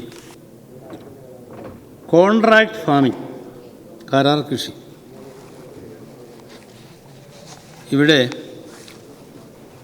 ഈ കുത്തകകൾക്ക് കർഷകരിൽ നിന്ന് നേരിട്ട് വാങ്ങാനുള്ള അവകാശം. എസൻഷ്യൽ കമ്മോഡിറ്റീസ് ആക്ട് അമെൻമെൻ്റ് എന്ന് പറഞ്ഞാൽ മിച്ചമുള്ള സംസ്ഥാനങ്ങളുണ്ട് രാജ്യത്ത്. പഞ്ചാബ്, ഹരിയാന തുടങ്ങിയ സ്ഥലങ്ങളിൽ അരിയും ഗോതമ്പും മിച്ചമാണ്. വെസ്റ്റേൺ UP അവിടെ നിന്ന് പ്രൊക്വയർ ചെയ്ത് ഈ രാജ്യത്തെ ഭക്ഷ്യക്ഷാമമുള്ള സംസ്ഥാനങ്ങൾക്ക് കൊടുക്കണം. ഫുഡ് സെക്യൂരിറ്റി ആക്ടിൽ 68% ജനങ്ങളെ ബാധിക്കുന്നതാണ്. പ്രൊക്യൂർ ചെയ്ത് കൊടുക്കണം. ഇനി പ്രൊക്യൂർമെൻറ്റ് നടക്കുമോ? ഇല്ല. എസൻഷ്യൽ കമ്മോഡിറ്റീസ് അമെൻമെൻറ്റിലൂടെ പ്രൊക്യൂർമെൻറ്റില്ല. ഇത് ഏറ്റവും അധികം ബാധിക്കാൻ പോകുന്ന കേരളത്തെയാണ്. പബ്ലിക് ഡിസ്ട്രിബ്യൂഷൻ സിസ്റ്റം പാടെ ഇല്ലാതാവും. ഇതിൽ കരാർ കൃഷി നേരിട്ട് കൃഷിക്കാരെന്ന് വാങ്ങുക എന്ന് പറഞ്ഞാൽ അവൻ പറയുന്ന വിലയ്ക്ക് കൊടുക്കേണ്ടതായിട്ട് വരും. സപ്പോർട്ട് പ്രൈസ് ഒന്നും അവിടെ ഇല്ല. പറയുന്ന വിലയ്ക്ക് വാങ്ങണം. വാങ്ങി ഇവിടെ കൂട്ടിവെച്ച് വില കൃത്യമായി ഉണ്ടാക്കി അവൻ കൂടിയ വിലയ്ക്ക് വിൽക്കും. ഇവിടെ റവന്യൂ വകുപ്പ് മന്ത്രി പറഞ്ഞ നീലം കൃഷിക്കാരുടെ സമരം മഹാത്മാഗാന്ധിയുടെ നേതൃത്വത്തിൽ ഭക്ഷ്യധാന്യങ്ങളെ അവഗണിച്ചുകൊണ്ടുള്ള കൃഷിക്കെതിരെ മഹാത്മാഗാന്ധി നടത്തിയ സമരം ഒടുവിൽ ബ്രിട്ടീഷ് ഗവൺമെൻറ് പോലും മുട്ടുകുത്തി. ഇന്നിവിടെ കർഷകർക്ക് സ്വാമിനാഥൻ കമ്മീഷൻ റിപ്പോർട്ട് വന്നപ്പോഴത്തേക്കും 2007 ഈ ഐറ്റംസ് 23 നിന്ന് പിന്നെയും വർദ്ധിപ്പിച്ചു. അതിൻ്റെ അകത്ത് കൊപ്ര കയറി വന്നു. റബ്ബർ ഇപ്പോഴും വന്നിട്ടില്ല. റബ്ബർ ഭക്ഷ്യ ധാന്യമല്ലാത്തതുകൊണ്ട് റബ്ബറിനെയും കൂടി ഉൾപ്പെടുത്തേണ്ടതാണ്. പക്ഷെ കൊപ്രയുടെ കാര്യത്തിൽ എന്താ വന്നിരിക്കുന്നത്? സംസ്ഥാന ഗവൺമെൻറ്റുകൾക്ക് അധികാരം കൊടുത്തു. സംസ്ഥാന ഗവൺമെൻറ് സംഭരിച്ചാൽ ആ വില കേന്ദ്ര ഗവൺമെൻറ് കൊടുക്കും. എനിക്കിവിടെ ഒന്ന് ചോദിക്കാനുള്ള കൃഷി വകുപ്പ് മന്ത്രിയോട്, കൊപ്ര ഇതിൽ ഉൾപ്പെടുത്തിയിട്ടുണ്ട്. കൊപ്രയുടെ ഇപ്പോഴത്തെ താങ്ങുവില എത്രയാണ്? താങ്ങുവില ഇപ്പോൾ 28 എനിക്ക് തോന്നുന്നു. അത് 30 27. അതിൻ്റെ MSP, അതായത് മിനിമം സപ്പോർട്ട് പ്രൈസ് നിശ്ചയിക്കാൻ സംസ്ഥാനങ്ങൾക്ക് അധികാരം കൊടുത്തതാണ്. ഞങ്ങൾ പറഞ്ഞു 40 രൂപയെങ്കിലും ആക്കണം. ആ 40 രൂപയാക്കിയാൽ ആ പണം കേന്ദ്ര ഗവൺമെൻറ് തരാൻ ബാധ്യസ്ഥമാണ്. അത് ഉൾപ്പെടെയുള്ള കാര്യങ്ങൾ റബ്ബറിൻ്റെ ഇപ്പോൾ അതിൽ പെട്ടിട്ടില്ല എങ്കിലും 151 രൂപ വിലയുണ്ട്. ഇവിടെ പറഞ്ഞിരുന്നത് അതിൻ്റെ സ്വാമിനാഥൻ കമ്മീഷൻ പറഞ്ഞത് ഉൽപ്പാദന ചെലവിൻ്റെ 50% അധികം കൊടുക്കണം. അങ്ങനെയെങ്കിൽ റബ്ബറിന് 250 രൂപയെങ്കിലും കിട്ടേണ്ടതാണ്. ആ കാര്യങ്ങൾ സംസ്ഥാന ഗവൺമെൻറ്റും നടപടി സ്വീകരിക്കണം. എസൻഷ്യൽ കമ്മോഡിറ്റീസ് ആക്ട് അമെൻഡ് ചെയ്തതോടുകൂടി പ്രൊക്യൂർമെൻറ്റ് പൂർണ്ണമായി നിലയ്ക്കും. പഞ്ചാബ്, ഹരിയാന, വെസ്റ്റേൺ UP ഇവിടെയെല്ലാം ബാധിക്കുന്നതാണ്. അപ്പോൾ കേരളത്തിലേക്കുള്ള ഭക്ഷ്യധാന്യങ്ങളുടെ ഒഴുക്ക് പാടെ നിലയ്ക്കും. ഇത് ഏറ്റവും അധികം ബാധിക്കുന്നത് കേരളത്തെയാണെന്ന് പറയാൻ ഞാൻ ആഗ്രഹിക്കുകയാണ്. ഇതിനെതിരെ മുമ്പിലിറങ്ങി സമരം ചെയ്യേണ്ട സംസ്ഥാനമാണ് കേരളം. പബ്ലിക് ഡിസ്ട്രിബ്യൂഷൻ നടത്തുക എന്ന് പറഞ്ഞാൽ ഇവിടെ റേഷനിലേക്ക് ഉള്ള ആൾക്ക് ജീവിക്കാൻ കഴിയും. അതുകൊണ്ട് അത്തരൊരു കാര്യത്തിൽ അവരെ സംബന്ധിച്ചോളം വിലയാണ് പ്രശ്നമെങ്കിൽ പ്രൊക്യൂർമെൻറ്റ് നടത്താത്ത സ്ഥിതിയിൽ മിനിമം സപ്പോർട്ട് പ്രൈസിന് ഇനി സംഭരിക്കാത്ത നിലയിൽ കുത്തകകളുടെ ദയാദാക്ഷിണ്യത്തിൽ അവർ പറയുന്ന വിലയ്ക്ക് വിൽക്കുക എന്നുള്ള ആ കരാർ വ്യവസ്ഥ, രണ്ടാമത്തെ ബില്ല്. ഈ 2, 3 1, 2, 3 ബില്ലുകൾ ഒന്നിച്ച് കാണേണ്ടതാണ്. 3 റദ്ദാക്കണം. 3 റദ്ദാക്കാതെ നമ്മൾ രക്ഷയില്ല. അതുകൊണ്ട് ഈ എസൻഷ്യൽ കമ്മോഡിറ്റീസ് ആക്ടിൻ്റെ ഭേദഗതി എന്ന് പറയുന്നത് മിച്ചമുള്ള സംസ്ഥാനങ്ങളിൽ നിന്നും പ്രൊക്യൂർ ചെയ്ത് ഭക്ഷ്യസുരക്ഷാ നിയമം 2013 പാസ്സാക്കി. അതിന് മുമ്പ് തന്നെ ഇവിടെ നടപ്പായിക്കൊണ്ടിരുന്നു. അതിവിടെ ഈ സ്വാമിനാഥൻ കമ്മീഷൻ റിപ്പോർട്ട് 2007 നടപ്പാക്കി. അതിനെയെല്ലാം തകിടം മറിച്ചുകൊണ്ടുള്ള ഈ 3 എന്ത് വേഗത്തിൽ അഗ്ലി ഹേസ്റ്റ്. എന്തിനാണ് ഈ 3-4 ദിവസം കൊണ്ട് ഇതെല്ലാം കൂടെ പാസ്സാക്കിയത്? പാർലമെൻറ്റ് പോലും ചർച്ച ചെയ്യാതെ. സംസ്ഥാനങ്ങളുടെ അധികാരപരിധി കൃഷി സംസ്ഥാനത്തിൻ്റേതാണ്. ഈ കടന്നുകയറ്റത്തിനെതിരെ ഒറ്റക്കെട്ടായി കേരളം ശബ്ദിക്കണം. അത് ചെറിയ തോതിൽ പോരാ. വടക്കേ ഇന്ത്യയിലെ കർഷകരുടെ ആ സമരവീരത്തെ നമുക്ക് കണ്ണടച്ച് കാണാൻ പറ്റില്ല. ഈ തണുപ്പത്ത്, കൊടും തണുപ്പത്ത്, ഇവിടെ പറഞ്ഞതുപോലെ കച്ചി കൂട്ടങ്ങൾ കെട്ടുകളായി അതിൽ ഇറങ്ങിയിരുന്നാണ് ഈ തണുപ്പിനെ നേരിടുന്ന. അവർക്ക് വസ്ത്രങ്ങളൊന്നുമില്ല. അത്ര വലിയ സമരമാണ് നടക്കുന്നത്. അതേപോലെ സമരം ചെയ്യേണ്ട സ്റ്റേറ്റാണ് കേരളം. ഇവിടുത്തെ പൊതുവിതരണ സമ്പ്രദായത്തെ തകർക്കുന്ന ഈ നിയമം ഏറ്റവും അധികം ശബ്ദമുയർത്തേണ്ടതാണ് കേരളം. അതുകൊണ്ട് അതിൽ ഈ ഡൈവേഴ്സിഫിക്കേഷനിൽ സ്വാമിനാഥൻ കമ്മീഷനിൽ കൂടുതൽ ഐറ്റങ്ങൾ ഉൾപ്പെടുത്താം. ആ ഉൾപ്പെടുത്തുക എന്ന് പറഞ്ഞാൽ കേരളത്തിലെ എല്ലാ ഉൽപ്പന്നങ്ങളെയും ഉൾപ്പെടുത്താം. ആ ഉൽപ്പന്നങ്ങൾ മിനിമം സപ്പോർട്ട് പ്രൈസിൽ ഇത് റദ്ദാക്കിയാലും മിനിമം സപ്പോർട്ട് പ്രൈസ് എല്ലാ ഉൽപ്പന്നങ്ങൾക്കും റബ്ബർ ഉൾപ്പെടെ റബ്ബർ, നാളികേരം, ഏലം, കുരുമുളക്, ടെർമറിക്, മഞ്ഞൾ ഈ കോവിഡിനുള്ള ഏറ്റവും നല്ല പരിഹാരമായി കാണുകയാണ്. മഞ്ഞൾ, ചുക്ക്, ഇതെല്ലാം കേരളത്തിൻ്റെ നാണ്യവിളകൾ 23 ഐറ്റംസ് പെടുത്തതിൻ്റെ അകത്ത് അരി, ഞാൻ അവസാനിപ്പിക്കുകയാണ്, അരിയും ഗോതമ്പും എസൻഷ്യൽ ഓയിലും എല്ലാം ഉൾപ്പെടെ. ആദ്യം കൊപ്ര ഉണ്ടായിരുന്നില്ല. സ്വാമിനാഥൻ കമ്മീഷൻ്റെ 2004 റിപ്പോർട്ട് അനുസരിച്ച് കൊപ്രയും കൂടെ പെടുത്തി. കൊപ്ര പെടുത്ത സ്ഥിതിക്ക് ഇനി ഉയർത്താതിരിക്കുന്ന ഒരു ന്യായീകരണമില്ല. 40 രൂപയെങ്കിലും 1 കിലോ തേങ്ങയ്ക്ക് ആക്കാനുള്ള ബാധ്യത ഇവിടുത്തെ ഗവൺമെൻറ്റുണ്ട്. അത് മുഴുവൻ മിച്ചവും ആ കൂടുതൽ വരുന്ന ബാധ്യത മുഴുവൻ കേന്ദ്ര ഗവൺമെൻറ് തരേണ്ടതാണ്. അതിൻ്റെ അകത്തുനിന്ന് ഒഴിഞ്ഞു മാറാൻ കഴിയില്ല. സർ, ഈ വലിയ സമരം, ഈ കർഷകർക്ക് വേണ്ട സമരം, മഹാത്മാഗാന്ധിയുടെ കാലത്ത് ഇവിടെ പറഞ്ഞതുപോലെ നീലം കൃഷി എന്ന് പറഞ്ഞാൽ കുത്തകൾക്ക് വേണ്ടിയിട്ടാണ്, അവർക്ക് വേണ്ട ഐറ്റംസ്. സർ, ഇത് പുതിയതല്ല. ഈ കരാർ വ്യവസ്ഥ ആഫ്രിക്കൻ രാജ്യങ്ങൾ നടപ്പാക്കി. അവരുടെ ഭൂമി പോലും അന്യാധീനപ്പെട്ടു. പല രാജ്യങ്ങളിലും ആഫ്രിക്കൻ രാജ്യങ്ങളും പട്ടിണിയിലായിരിക്കുകയാണ്. ഇവിടുത്തെ ഭൂമി മുഴുവൻ നിങ്ങൾ ഇന്ന കാര്യം ചെയ്തുകൊള്ളണം, ഇന്ന വിത്ത് വിതച്ചോളണം എന്ന് പറഞ്ഞ് കർഷകർക്ക് ആദ്യം കടം കൊടുക്കും. കടം കൊടുത്തിട്ട് ഈസി റീപേയ്മെൻറ്റ് പറയുന്ന വിലയ്ക്ക് പ്രൊക്യൂർമെൻറ്റ് കൊടുക്കേണ്ടതായിട്ടുണ്ട്. പഞ്ചാബിലും ഹരിയാനയിലും വെസ്റ്റേൺ UP-യിലും മാത്രമല്ല, ഇന്ത്യയാകെ അപകടപ്പെടുത്തുന്ന ഈ നിയമം, കർഷക വിരുദ്ധ നിയമം, കർഷകനെ അടിമയാക്കുന്ന ഈ നിയമം, ഇതിനെതിരെ വടക്കേ ഇന്ത്യയിലെ കൃഷിക്കാർ ഇതുപോലുള്ള സമരം ഇവിടെയും നടത്തണമെന്നാണ് എൻ്റെ അഭിപ്രായം. സാർ, ഒരു കാര്യം പറഞ്ഞ് അവസാനിപ്പിക്കുന്നു. മുഖ്യമന്ത്രി പറയാനുള്ളത്, ഈ പഞ്ചാബും ഛത്തീസ്ഗഡും രാജസ്ഥാനും പാസ്സാക്കിയ നിലയിൽ ഉള്ള ഒരു നിയമം, ഈ നിയമങ്ങളെ റദ്ദാക്കിയുള്ള ഒരു നിയമം, ഇത് സംസ്ഥാനത്തിൻ്റെ അധികാരപരിധിയിൽപ്പെട്ട കാര്യമല്ലേ കൃഷി. അത് ബദലായ നിയമം പാസ്സാക്കിക്കൊണ്ട് ഈ പ്രതിഷേധം അറിയിക്കണം. ഈ പ്രമേയത്തിൽ KC ജോസഫ് കൊണ്ടുവന്ന അമെൻമെൻറ്റ്സിൻ്റെ സ്പിരിറ്റോട് ഉൾക്കൊണ്ടുകൊണ്ട് ഇത് പാസ്സാക്കണം. മുഖ്യമന്ത്രി കൊണ്ടുവന്ന ഈ പ്രമേയത്തെ ഞാൻ അനുകൂലിക്കുന്നു.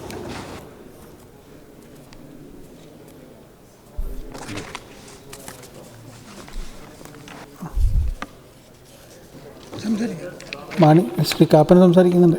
ബഹുമാനപ്പെട്ട സ്പീക്കർ. അതെ സ്പീക്കർ സാർ, അദ്ദേഹം സംസാരിക്കട്ടെ. സ്വാഭാവികമായിട്ടും ഭാരതം കർഷകരുടെ രാജ്യമാണ്. കാർഷിക കാര്യങ്ങൾക്ക് വലിയ താല്പര്യം, പ്രാധാന്യമുള്ളതെന്ന് എല്ലാവർക്കും അറിയാവുന്ന കാര്യം തന്നെയാണ്. കർഷകരുടെ താല്പര്യങ്ങൾ സംരക്ഷിക്കാൻ വേണ്ടി മഹാത്മാഗാന്ധി നടത്തിയ സമരത്തെ പറ്റിയിട്ടൊക്കെ പരാമർശിക്കേണ്ട ശരിയാണ്. എല്ലാവരുടെയും എല്ലാ സംസ്ഥാനങ്ങളും അങ്ങനെ നിയമങ്ങൾ പാസ്സാക്കി. കേരളത്തിൻ്റെ കാര്യത്തിൽ നമ്മൾ വളരെയേറെ മുൻപന്തിയിലാണ്, കേരളത്തെ ഇന്ത്യയിലെ മറ്റ് സംസ്ഥാനങ്ങളെ അപേക്ഷിച്ചിട്ട്. ഇവിടെ ചില പരിമിതികളൊക്കെ ഉണ്ട്. പാർലമെൻറ്റ് പാസ്സാക്കിയിട്ടുള്ള 2020 കാർഷിക നിയമങ്ങൾ ഇന്ത്യയിലെ കർഷകർക്ക് എല്ലാവിധ സംരക്ഷണവും ഉറപ്പ് നൽകാൻ ഉദ്ദേശിച്ചുകൊണ്ട് കൊണ്ടുവന്നിട്ടുള്ളതാണ്. കാർഷിക മേഖലയിലെ ഇടനിലക്കാരെയും കമ്മീഷൻ ഏജൻറ്റന്മാരെയും ഒഴിവാക്കി കർഷകർക്ക് അവരുടെ ഉൽപ്പന്നങ്ങൾ എവിടെയും കൊണ്ടുപോയി വിൽക്കുവാൻ അധികാരം നൽകുന്ന നിയമങ്ങളാണ് ഇവയെല്ലാം. ഈ നിയമത്തെ എതിർക്കുന്നവർ കർഷക താൽപ്പര്യങ്ങൾക്ക് എതിരായി നിൽക്കുന്നവരാണ്. ഈ നിയമം മുമ്പ് കോൺഗ്രസ് അവരുടെ പ്രകടന പത്രികയിൽ പറഞ്ഞിരുന്നതും CPM അവരുടെ പ്രമേയത്തിലൂടെ ആവശ്യപ്പെട്ടിട്ടുള്ളതുമാണ്. കർഷകരുടെ വരുമാനം ഇരട്ടിയാക്കുക എന്ന ലക്ഷ്യത്തോടു കൂടിയാണ് കേന്ദ്ര സർക്കാർ ഈ നിയമങ്ങൾ പാസ്സാക്കിയിട്ടുള്ളത്. ഇവിടെ ചില സുഹൃത്തുക്കൾ ഏത് പ്രശ്നം വന്നാലും മോഡിയെ വിമർശിച്ചാലേ തൃപ്തി വരുള്ളൂ എന്ന് ചില ആൾക്കാരങ്ങനെ ചിന്തിക്കുന്നുണ്ട്. അതിരിക്കട്ടെ, അതിൻ്റെ ആവശ്യകതയില്ല. ഏത് സംസ്ഥാനത്തിനും അവരുടെ താല്പര്യങ്ങൾ സംരക്ഷിക്കാൻ നിയമമുണ്ട്. ഇവിടെ സമരം ചെയ്യുന്ന ആൾക്കാരെ കാണാൻ പ്രധാനമന്ത്രി തയ്യാറില്ലെന്ന് പറഞ്ഞു. പ്രധാനമന്ത്രി തയ്യാറായിരുന്നു. പക്ഷേ പ്രധാനമന്ത്രി പറഞ്ഞ മറുപടി അറിയോ? സമരം ചെയ്യുന്ന രാഷ്ട്രീയ നേതാക്കന്മാർ, പ്രധാനമന്ത്രി ആദ്യം ആ നിയമങ്ങളൊക്കെ മാറ്റട്ടെ, എന്നിട്ട് വേണം ഞങ്ങൾ സംസാരിക്കാൻ പറ്റും. കണ്ടീഷൻ വെച്ചു, അതുകൊണ്ട് നടന്നില്ല. ചർച്ചയ്ക്ക് ആർക്കും വിരുദ്ധമൊന്നുമല്ല, ഇപ്പോഴും ചർച്ചകൾ ചെയ്യാം. ഈ നിയമസഭയിൽ നടക്കുന്ന ചർച്ച അങ്ങനെ കേന്ദ്രത്തിൽ കേന്ദ്ര ഭരണാധികാരികളും കർഷകരുടെ അധികൃതരായിട്ടുള്ള യഥാർത്ഥ ജനുവിനായിട്ടുള്ള കർഷക സംഘടനകളുടെ നേതാക്കന്മാരും തമ്മിൽ ഇരുന്ന് ഈ കാര്യങ്ങൾ ചർച്ച ചെയ്ത് ഉചിതമായ രീതിയിൽ പരിഹാരം കണ്ടെത്തേണ്ടതാണ്. ഏതായാലും അതിന് ഈ സഭയിൽ നടക്കുന്ന ചർച്ചകൾ ഉപകാരപ്രദമാവും എന്നാണ് എൻ്റെ വിശ്വാസമുള്ളത്. അതുകൊണ്ട് അതിന് വിരുദ്ധമായിട്ട് ഇവിടെ നടക്കുന്നതായിട്ടുള്ള പരാമർശങ്ങളുമൊക്കെ തന്നെ ഞാൻ ശക്തിയായി എതിർക്കുന്നു. സർ, നമ്മുടെ രാജ്യത്തിൻ്റെ തലസ്ഥാനത്തിൽ കൊടും തണുപ്പിലും സമരവീര്യം അണയാതെ പ്രക്ഷോഭത്തിൽ ഉറച്ചു നിൽക്കുകയാണ് കർഷകർ. 32 കർഷകർ ഇതിനോടകം തണുപ്പ് ബാധിച്ച് മരിച്ചു കഴിഞ്ഞു. അതിനാൽ കർഷക പ്രക്ഷോഭം കണ്ടില്ലെന്ന് അടിച്ചമർത്താനോ കേന്ദ്ര സർക്കാരിന് കഴിയില്ല എന്ന് ഞാൻ ഉറച്ചു വിശ്വസിക്കുന്നു. സർ, ഇന്ത്യയുടെ മഹത്തായ പാർലമെൻ്ററി പാരമ്പര്യത്തോടുള്ള വെല്ലുവിളി കൂടിയായിരുന്നു സെപ്റ്റംബർ 20 രാജ്യസഭയിൽ അരങ്ങേറിയത്. ഏത് ബില്ലും നിയമമാകുന്നതിന് മുമ്പ് വേണ്ട ചർച്ചകൾക്കും വിശകലനങ്ങൾക്കുമായി ബന്ധപ്പെട്ട പാർലമെൻ്ററി സ്റ്റാൻഡിംഗ് കമ്മിറ്റികൾക്ക് വിടണം എന്നുള്ള പാർലമെൻ്ററി മര്യാദ പോലും കൂടാതെ ബില്ലുകൾ ക്ഷണനേരം കൊണ്ട് പാസ്സാക്കിയെടുത്ത് BJP ഭരണകൂടം ചെയ്തത്. ഇതിലൂടെ നമ്മുടെ ഓരോ ഇന്ത്യൻ കർഷകനെയും കോർപ്പറേറ്റ് ഭീമന്മാരുടെ ദയാദാക്ഷിണ്യങ്ങൾക്ക് എറിഞ്ഞു കൊടുക്കുകയാണ് കേന്ദ്ര സർക്കാർ ചെയ്തത്. സർ, കർഷക പ്രക്ഷോഭം ഭരണപക്ഷവും പ്രതിപക്ഷവുമായുള്ള വിഷയമാക്കി ചുരുക്കാനാണ് കേന്ദ്ര സർക്കാർ ശ്രമിക്കുന്നത്. ഇത് കേന്ദ്ര സർക്കാരിൻ്റെ വെറും വ്യാമോഹം മാത്രമാണെന്നും ഞാൻ വിശ്വസിക്കുന്നു. സർ, കൃഷിയിലും കൃഷിഭൂമിയിലും കർഷക നിയന്ത്രണമില്ലാതാക്കി കുത്തകവൽക്കരണം ഉറപ്പാക്കുന്നതാണ് പുതിയ കാർഷിക നിയമങ്ങൾ. സർ, ഭരണാധികാരി എന്ന നിലയിൽ ഈ പ്രശ്നം പരിഹരിക്കുന്നതിന് പകരം പ്രധാനമന്ത്രി കേവലം ഒരു കക്ഷി നേതാവായി ചുരുങ്ങി കൃഷിയിലെ കോർപ്പറേറ്റ് നിക്ഷേപത്തിനായി 1 ലക്ഷം കോടി രൂപ അനുവദിച്ചു കഴിഞ്ഞു. സർക്കാർ നേരിട്ടോ സഹകരണ മേഖല വഴിയോ ഈ പണം കർഷകരിലേക്ക് എത്തിക്കുകയായിരുന്നു ചെയ്യേണ്ടിയിരുന്നത്. സർ, ഭക്ഷ്യധാന്യ ശേഖരം ഇപ്പോൾ തന്നെ അധികമാണെന്നും ഇനി ശേഖരിക്കാനാവില്ലെന്നുമാണ് നീതി ആയോഗ് വിദഗ്ധരുടെ അഭിപ്രായം. സർക്കാർ സംഭരണത്തിന് നിയമപരമായി ബാധ്യതയില്ലെന്ന് പറഞ്ഞു. അങ്ങനെ പറഞ്ഞു വയ്ക്കുകയാണിവർ. സർ, അതിനാൽ മന്ത്രി പറയുന്ന മിനിമം താങ്ങുവിലയ്ക്കും സർക്കാർ സംഭരണത്തിനുമൊന്നും യാതൊരു അടിസ്ഥാനവുമില്ലെന്ന് ഞാൻ ഉറച്ചു വിശ്വസിക്കുന്നു. സർ, കാർഷിക ഉൽപ്പന്നങ്ങളുടെ താങ്ങുവില ഇല്ലാതാവുകയാണ് ഈ ബില്ലിലെ ഗുരുതര പ്രശ്നം എന്ന് ഞാൻ മനസ്സിലാക്കുന്നു. സംസ്ഥാന സർക്കാർ കാലാകാലങ്ങളിൽ നടത്തുന്ന സജീവ ഇടപെടലിലൂടെയാണ് താങ്ങുവില സമ്പ്രദായം രൂപമെടുത്തത്. കർഷകർ ഉൽപ്പാദിപ്പിക്കുന്ന തങ്ങളുടെ വിളകൾക്ക് ഒരു നിശ്ചിത വില ഉറപ്പുവരുത്തിയാണ് ഇതുവഴി ചെയ്യുന്നത്. എന്നാൽ ഈ ബില്ലുകൾ നിലവിൽ വന്നതോടെ താങ്ങുവില എന്ന കർഷകരുടെ പ്രതീക്ഷ അവസാനിക്കുകയാണ്. മാത്രമല്ല 2003 APMC അഥവാ കാർഷിക ഉൽപ്പന്ന കമ്പോള സമിതി നിയമത്തിലെ വ്യവസ്ഥകളെ ഇല്ലായ്മ ചെയ്താണ് പുതിയ ബില്ല് ഇന്ന് സർക്കാർ രൂപം കൊടുത്തത്. പ്രാദേശിക വില നിലവാരം കണക്കിലെടുത്ത് കാർഷികോൽപ്പന്നങ്ങൾക്ക് വില നിശ്ചയിക്കുന്നതിന് അഗ്രികൾച്ചറൽ പ്രൊഡ്യൂസേഴ്സ് കമ്മിറ്റിയാണ് APMC. സർ, ഉത്തരേന്ത്യൻ ഗ്രാമങ്ങളിലെല്ലാം ഇത്തരത്തിലാണ് കാർഷിക മേഖല പിടിച്ചു നിൽക്കുന്നത്. ഇതുവഴി കർഷകർക്ക് അവരുടെ കാർഷികോൽപ്പന്നങ്ങൾക്ക് വില കിട്ടുമെന്ന് ഉറപ്പായിരുന്നു. മാത്രമല്ല സർക്കാർ പ്രഖ്യാപിക്കുന്ന താങ്ങുവില ലഭിക്കുകയും ചെയ്യും. ഇത് നമ്മുടെ രാജ്യത്തെ കർഷകർക്ക് വളരെ ഉപകാരപ്രദവും ആശ്വാസകരവുമായിരുന്നു. സർ, ഈ ബില്ലിലൂടെ APMC ആക്ട് റദ്ദാക്കുമ്പോൾ കർഷകർക്ക് വലിയ ഇരുട്ടടിയാണ് നേരിടേണ്ടി വരിക. APMC ആക്ട് പ്രകാരം കമ്പോളം അഥവാ മാർക്കറ്റ് എന്നത് കാർഷികോൽപ്പന്ന കമ്പോള സമിതിയുടെ കീഴിലുള്ള സ്ഥലങ്ങളായിരുന്നു. ഈ സ്ഥലങ്ങളിൽ നിന്ന് ഉൽപ്പന്നങ്ങൾ വാങ്ങുക എന്നതാണ് വാങ്ങാൻ വരുന്നവർ ചെയ്യേണ്ടിയിരുന്നത്. ഈ സ്ഥലങ്ങളിൽ അതത് പ്രദേശത്തെ നിലവാരമനുസരിച്ച് കാർഷിക വിളകൾ വിൽക്കുകയാണ് ചെയ്തുകൊണ്ടിരുന്നത്. സർ, ഈ പ്രാദേശിക മാർക്കറ്റുകളെ പൂർണ്ണമായും തകർക്കുകയാണ് ഈ ബില്ലിലൂടെ കേന്ദ്ര സർക്കാർ നടപ്പിൽ വരുത്തിയിരിക്കുന്നത്. പുതിയ കാർഷിക ബിൽ പ്രകാരം എവിടെയാണ് കർഷകർ ഉൽപ്പന്നങ്ങൾ വിൽക്കുന്നത് അവിടെ കമ്പോളമായി തീരുമെന്നാണ് സർ. എന്ന് വെച്ചാൽ നമ്മുടെ രാജ്യത്തെ വൻകിട കുത്തകക്കാർക്കും തങ്ങളുടെ ഇഷ്ടപ്രകാരം കമ്പോളം നിശ്ചയിക്കാൻ കഴിയും.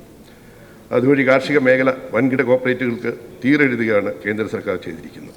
അതിനാൽ കർഷകൻ്റെ ജീവിതമാർഗത്തെ തുരങ്കം വയ്ക്കുന്ന ഈ കാർഷിക ബില്ലിനെ ഞാൻ പ്രതിനിധീകരിക്കുന്ന പാർട്ടിയും ശക്തമായി എതിർക്കുന്നു. സർ, കരാർ കൃഷിക്ക് വലിയ പ്രോത്സാഹനമാണ് ഈ ബില്ലിലുള്ളത്. നമ്മുടെ രാജ്യത്തെ പരമ്പരാഗത മേഖലയെ പൂർണ്ണമായും തകർക്കുന്ന ഒന്നാണ് കരാർ കൃഷി. കർഷകൻ എന്ത് വിള കൃഷി ചെയ്യണം, എന്ത് വിത്ത് ഉപയോഗിക്കണം, എന്ത് വളം ഉപയോഗിക്കണമെന്നെല്ലാം ഇവിടെ തീരുമാനിക്കുന്ന കുത്തക കമ്പനിയാണ്. മാത്രമല്ല ജനിതക മാറ്റം വരുന്ന വിത്തുകളും ഉപയോഗിച്ചേക്കാമെന്നും ഞാൻ വിശ്വസിക്കുന്നു. സർ, കരാർ കൃഷി കാർഷിക മേഖലയുടെ വൈവിധ്യത്തെ മാത്രമല്ല നമ്മുടെ പരമ്പരാഗതമായ വിത്തനങ്ങളെയും ഇല്ലാതാക്കും.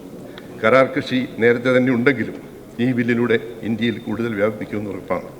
ഇതുവഴി ചെറുകിട നാമമാത്രമായ കർഷകർ ഇല്ലാതാകുകയും ചെയ്യും. സർ, ഇന്ന് ലോകത്ത് കർഷകർക്ക് ധാരാളം സൗജന്യ സേവനങ്ങൾ സർക്കാരിൽ നിന്നും ലഭിച്ചുകൊണ്ടിരിക്കുന്ന ഒരു രാജ്യമാണ് ഇന്ത്യ. ഇനി അതെല്ലാം വില കൊടുത്ത് കർഷകൻ വാങ്ങേണ്ടി വരുമോ എന്ന ഭീതിയും കർഷകർക്കുണ്ട്. എന്നുള്ള കാര്യം ഞാൻ ഈ അവസരത്തിൽ എടുത്തു പറയുന്നു. മാത്രവുമല്ല, ഭക്ഷ്യോൽപ്പന്നങ്ങളുടെ വില നിയന്ത്രണം ഉൾപ്പെടെ ഉള്ള കാര്യങ്ങൾക്ക് സംസ്ഥാന സർക്കാരുകൾക്കുള്ള വിപുലമായ അധികാരങ്ങൾ ദുർബലപ്പെടും എന്ന കാര്യവും ഞാൻ ഓർമ്മിപ്പിക്കുന്നു. സർജനിക മാറ്റം വരുത്തിയ വിത്തുകൾ, കൃഷി ചെയ്യാനുള്ള അനുമതിയും കരാർ കൃഷിയുമൊക്കെ കാർഷിക മേഖലയ്ക്ക് വലിയ ആഘാതം വരുത്തിവെക്കും എന്ന കാര്യത്തിൽ സംശയമില്ല. ചെറുകിട നാമമാത്ര കർഷകർ നമുക്ക് വളരെ വേഗം തിരികെ എത്താം. ചെറിയ ഇടവേളയ്ക്ക് ശേഷം തിരികെ നിയമസഭയിലേക്ക്.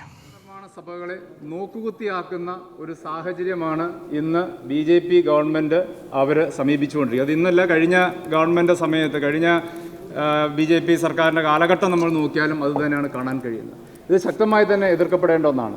ഈ കരിനിയമങ്ങൾ നടപ്പിലായി മുമ്പോട്ട് പോകുമ്പോൾ, കർഷകർ ഇന്ന് സമരം ചെയ്യുമ്പോൾ, ഇവിടെ പ്രമേയത്തിൽ സൂചിപ്പിച്ചതുപോലെ 32 കർഷകർ രാജ്യത്ത് ഈ സമരത്തിൻ്റെ ഭാഗമായി അവരുടെ ജീവൻ ഹോമിക്കപ്പെട്ടിരിക്കുകയാണ് ഈ സമരവേദിയിൽ. വേറെ ഇതെല്ലാം ഇത്രമാത്രം ശക്തമായ സമരത്തിലേക്ക് അവർ നീങ്ങുമ്പോൾ ഗവൺമെൻറ് ചർച്ചയ്ക്ക് തയ്യാറാവുന്നു എന്നുള്ളത് ഇപ്പോൾ കഴിഞ്ഞ ദിവസവും ചർച്ചയ്ക്ക് തയ്യാറായി. അവർ ചർച്ചയ്ക്ക് തയ്യാറാവുന്നതും ഒരു പുനർചിന്തനത്തിലേക്ക് അവർ കടന്നു വരുന്നതായ സൂചനകൾ വരുന്നതും കർഷകരുടെ ശക്തമായ പ്രതിഷേധത്തിന് മുമ്പിൽ മുട്ടുമടക്കുന്ന ഒന്നായി വരുന്നു. അത് കർഷകരുടെ ശക്തി എത്രമാത്രമാണ്, കർഷക സമൂഹത്തിൻ്റെ ശക്തി എത്രമാത്രമാണ് എന്ന് വിളിച്ചറിയിക്കുന്ന ഒന്ന് തന്നെയായി ഇത് മാറിക്കൊണ്ടിരിക്കുകയാണ്. സാർ, ഇതിൻ്റെ അകത്ത് നമുക്ക് ശ്രദ്ധിക്കപ്പെടേണ്ട ഒന്ന്, ഈ നിയമങ്ങൾ ഇവിടെ സൂചിപ്പിച്ചതുപോലെ നമ്മുടെ ഫെഡറൽ സംവിധാനത്തിന് മുകളിലുള്ള കടന്നുകയറ്റമാണ്. അത് അംഗീകരിച്ചു കൊടുക്കാൻ കഴിയുന്ന ഒന്നല്ല. ഇവിടെ എസൻഷ്യൽ കമ്മോഡിറ്റീസ് ആക്റ്റിൽ കൊണ്ടുവരുന്ന ഭേദഗതികൾ അത് ഏറ്റവും ഗൗരവമായി കാണേണ്ട ഒന്നാണ്. സംഭരണ സംവിധാനത്തെ, വിതരണ സംവിധാനത്തെ താളം തെറ്റിക്കുന്ന നിലയിലേക്ക് അത് മാറാൻ പോകുന്നു. ഇത് യാതൊരു സംശയവുമില്ല. ഇവിടെ ബഹുമാനപ്പെട്ട അംഗങ്ങൾ സൂചിപ്പിച്ചതുപോലെ ഇത് രാജ്യത്തെ പൊതുവിതരണ സംവിധാനത്തെ അട്ടിമറിക്കുന്നതിലേക്ക് ഇത് അവസാനം ചെന്ന് എത്താൻ പോവുകയാണ്. വേറെ ഇവിടെ കരാർ കൃഷി പ്രോത്സാഹിപ്പിക്കപ്പെടുന്ന സാഹചര്യത്തിലേക്ക് വരുന്നു. താങ്ങുവിലകൾ ഇല്ലാതാവുന്നു. APMCകൾ, മണ്ടികൾ, പ്രാദേശിക ചന്തകൾ അതില്ലാണ്ടാവുന്ന സാഹചര്യം വരുന്നു. കർഷകർക്ക് വായ്പാ സൗകര്യം തന്നെ അന്യമായി പോകാൻ പോവുകയാണ്. ഇവിടെ BJP ബഹുമാനപ്പെട്ട രാജഗോപാൽ സൂചിപ്പിച്ചുള്ള കമ്മീഷൻ ഏജൻസ് അടക്കമുള്ള കാര്യങ്ങൾ അത് വരുമ്പോൾ അവർക്ക് ചെറുകിട വായ്പകൾ കിട്ടുന്ന സാഹചര്യങ്ങൾ പോലും ഇല്ലാണ്ടാവാൻ പോവുകയാണ് അവരെ ഇറാഡിക്കേറ്റ് ചെയ്ത് കഴിയുമ്പോൾ. ഇത് സ്വാഭാവികമായിട്ടും കരാർ കൃഷിയിലേക്ക് ഇവരെ വീണ്ടും വീണ്ടും തള്ളിവിടുന്ന സാഹചര്യത്തിലേക്ക് വരുന്നു. ഇത് കോർപ്പറേറ്റ് വൽക്കരണത്തിൻ്റെ ഏറ്റവും വളരെ മനോഹരമായ ശാസ്ത്രീയമായ ഇടപെടലാണ് മോദി സർക്കാർ ഇന്നിവിടെ നടത്തിക്കൊണ്ടിരിക്കുന്നത്. അനിയന്ത്രിതമായ ശേഖരണത്തിലൂടെ ഈ പ്രതിസന്ധി കൂടുതൽ വഷളാവുമ്പോൾ ചെറുകിട നാമമാത്ര കർഷകർ അവർ ആത്മഹത്യയുടെ വക്കിലേക്ക് എത്തിച്ചേരും എന്നത് നമുക്ക് ലളിതമായി കാണാൻ കഴിയുന്ന ഒന്നല്ല. സാറേ, പരമ്പരാഗത ചന്തകൾ ഇല്ലാതാവുന്നതോടെ വൻകിട കമ്പനികൾക്ക് എവിടെയും കാർഷിക വിളകൾ വാങ്ങുന്ന കേന്ദ്രങ്ങൾ ആരംഭിക്കാൻ കഴിയുന്നു. ഇത് തീർച്ചയായിട്ടും ആദ്യമേ സൂചിപ്പിച്ചതുപോലെ അപകടകരമായ സാഹചര്യങ്ങളിലേക്ക് നീങ്ങുന്നു. ഇത് ഏറ്റവും ഒടുവിൽ വന്ന് ഏത് വിളകൾ ഉൽപ്പാദിപ്പിക്കണം എന്നത് തന്നെ ഇവർ നിശ്ചയിക്കുന്ന നിലയിലേക്ക് മാറുന്ന സാഹചര്യമാണ് വരാൻ പോകുന്നത്. എന്താണെങ്കിലും ഇത് നമുക്ക് ഇന്ന് ഉണ്ടായിരിക്കുന്ന ആശങ്ക, അത് ലോകം ഒട്ടാകെ ഈ സമരത്തെ നോക്കിക്കാണുകയാണ്. വളരെ ആശങ്കയോടെ തന്നെയാണ് ഇതിനെ കാണുന്നത്. വിവിധ ലോകരാഷ്ട്രങ്ങൾ പോലും ഇതിനെതിരെ ശക്തമായി പ്രതികരിക്കുന്ന സാഹചര്യത്തിലേക്ക് ഇന്ന് മാറിക്കൊണ്ടിരിക്കുകയാണ്. ഈ കോർപ്പറേറ്റ് വൽക്കരണത്തെ ശക്തമായി എതിർക്കുവാൻ തീർച്ചയായിട്ടും നമുക്ക് കഴിയണം. ഈ കരിനിയമങ്ങൾ നടപ്പിലാക്കിയില്ലെങ്കിൽ സംസ്ഥാനത്തിന് ലഭിക്കേണ്ട ആനുകൂല്യങ്ങൾ പോലും നൽകുകയില്ല എന്ന ഭീഷണി വരെ ഉയർത്തുകയാണ്. ആദ്യം പറഞ്ഞ ഫെഡറൽ സംവിധാനത്തിലേക്കുള്ള വീണ്ടുമുള്ള കടന്നുകയറ്റത്തിലേക്ക് ഇവർ പോകുന്നു. എന്തും ചെയ്യാൻ കഴിയുന്ന ഒരു ഏകാധിപത്യ പ്രവണതയെ ശക്തമായി നമുക്ക് എതിർക്കുവാൻ കഴിയണം. രാജ്യത്ത് വരുന്ന 5 ഏക്കറിൽ താഴെ കൃഷി ചെയ്യുന്ന ബഹുഭൂരിഭാഗം വരുന്ന നാമമാത്ര ചെറുകിട കർഷകർക്ക് വേണ്ടി ശക്തമായ ശബ്ദമായി നമ്മുടെ നിയമസഭ മാറുവാൻ കഴിയണം എന്ന് ഞാൻ സൂചിപ്പിക്കുന്നു. ഈ കരിനിയമങ്ങൾ പിൻവലിക്കുവാൻ കേന്ദ്ര സർക്കാർ തയ്യാറാവണമെന്ന് ഒരിക്കൽ കൂടി ആവശ്യപ്പെടുകയാണ്.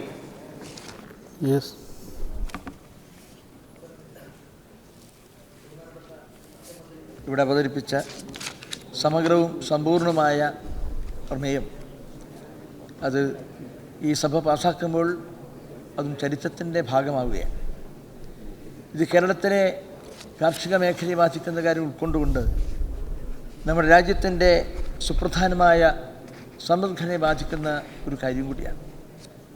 കാർഷിക മേഖലയും കാർഷിക രംഗവും നമ്മുടെ രാജ്യത്തിൻ്റെ സമ്പദ്ഘടനയുടെ അടിസ്ഥാന ഘടകമാണ്. ആ സമ്പദ്ഘടനയെ തകർക്കുന്നതാണ് കേന്ദ്ര ഗവൺമെൻറ് പ്രഖ്യാപിച്ചിട്ടുള്ള ഈ 3 നിയമങ്ങളുമെന്ന് എല്ലാവർക്കും അറിയാം. അത് ഈ രംഗത്ത് മാത്രമല്ല, രാജ്യത്തിൻ്റെ സാമ്പത്തിക സ്വാതന്ത്ര്യത്തിൻ്റെ തകർച്ചയിലേക്ക് നയിക്കുകയാണ്. ആ സാമ്പത്തിക സ്വാതന്ത്ര്യം തകർന്നു കഴിഞ്ഞാൽ അത് രാഷ്ട്രീയ സ്വാതന്ത്ര്യത്തെ തന്നെ നിലനിൽപ്പിനെ ബാധിക്കുന്ന ഗുരുതരമായ പ്രത്യാഘാതങ്ങളാണ്. ഭരണഘടനാ മൂല്യങ്ങൾ വലിച്ചെറിഞ്ഞ് സമ്പ്രദായം തകർത്ത് ഏകപക്ഷീയമായി കേന്ദ്ര ഗവൺമെൻറ് സ്വീകരിക്കുന്ന ഓരോ നീക്കങ്ങളും നടപടികളും ഒരു ജനാധിപത്യ രാജ്യത്തിൻ്റെ സർവനാശത്തിലേക്ക് നയിക്കുന്ന കാര്യമായി മാറുകയുമാണ്. അതുകൊണ്ട് ഈ കാർഷിക രംഗത്ത് സ്വീകരിക്കുന്ന നടപടികൾ ഓരോന്നും ബഹുരാഷ്ട്ര കുത്തക ശക്തികൾക്ക് വേണ്ടി നടത്തുന്ന ഒരു പദ്ധതി മാത്രമാണ് എന്ന് ലോകവും തിരിച്ചറിയുമെന്ന കാര്യം സംശയമേ ഇല്ല. ലോകവും രാജ്യവും നേരിടുന്ന കോവിഡ് മഹാമാരി ഉൾപ്പെടെയുള്ള കാര്യങ്ങൾ നേരിടുന്ന സന്ദർഭത്തിൽ രാജ്യത്തെ ജനങ്ങളെയും ഐക്യത്തെയും തകർക്കുന്ന ഛിന്നഭിന്നമാക്കുന്ന കേന്ദ്ര നയം വാസ്തവത്തിൽ അത് കർഷകദ്രോഹ നയം മാത്രമല്ല, അത് രാജ്യദ്രോഹ നയം കൂടിയാണ് എന്ന് പറയേണ്ട സാഹചര്യത്തിൽ എത്തി നിൽക്കുകയാണ്.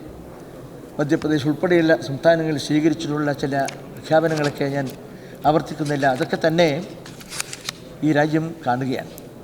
മഹാത്മാഗാന്ധി രാഷ്ട്രപിതാവ് സ്വീകരിച്ച കാർഷിക രംഗത്തോടും കർഷകരോടും സ്വീകരിച്ചിട്ടുള്ള ദർശനങ്ങളും കാഴ്ചപ്പാടുകളും ഇവിടെ ബഹുമാനപ്പെട്ട അംഗങ്ങൾ സൂചിപ്പിക്കുകയുണ്ടായി. എല്ലാ കാര്യങ്ങളും വിസ്മരിക്കുകയാണ്, തകർക്കുകയാണ്. അങ്ങനെ ഒരു രാജ്യം എന്ന നിലക്ക് ഇതിൻ്റെ അഖണ്ഡതയും ഐക്യവും സംരക്ഷിക്കാൻ കഴിയാത്ത വിധം വിനാശകരമായ ഓരോ ഭരണനിർവഹണ പരിപാടികളും ജനങ്ങൾക്കും രാജ്യത്തിനും എതിരായ വെല്ലുവിളിയാണ്. എന്തുകൊണ്ട് ഈ കർഷക ദ്രോഹ നയം കേവലം നിസ്സാരമായി കാണാൻ കഴിയില്ല.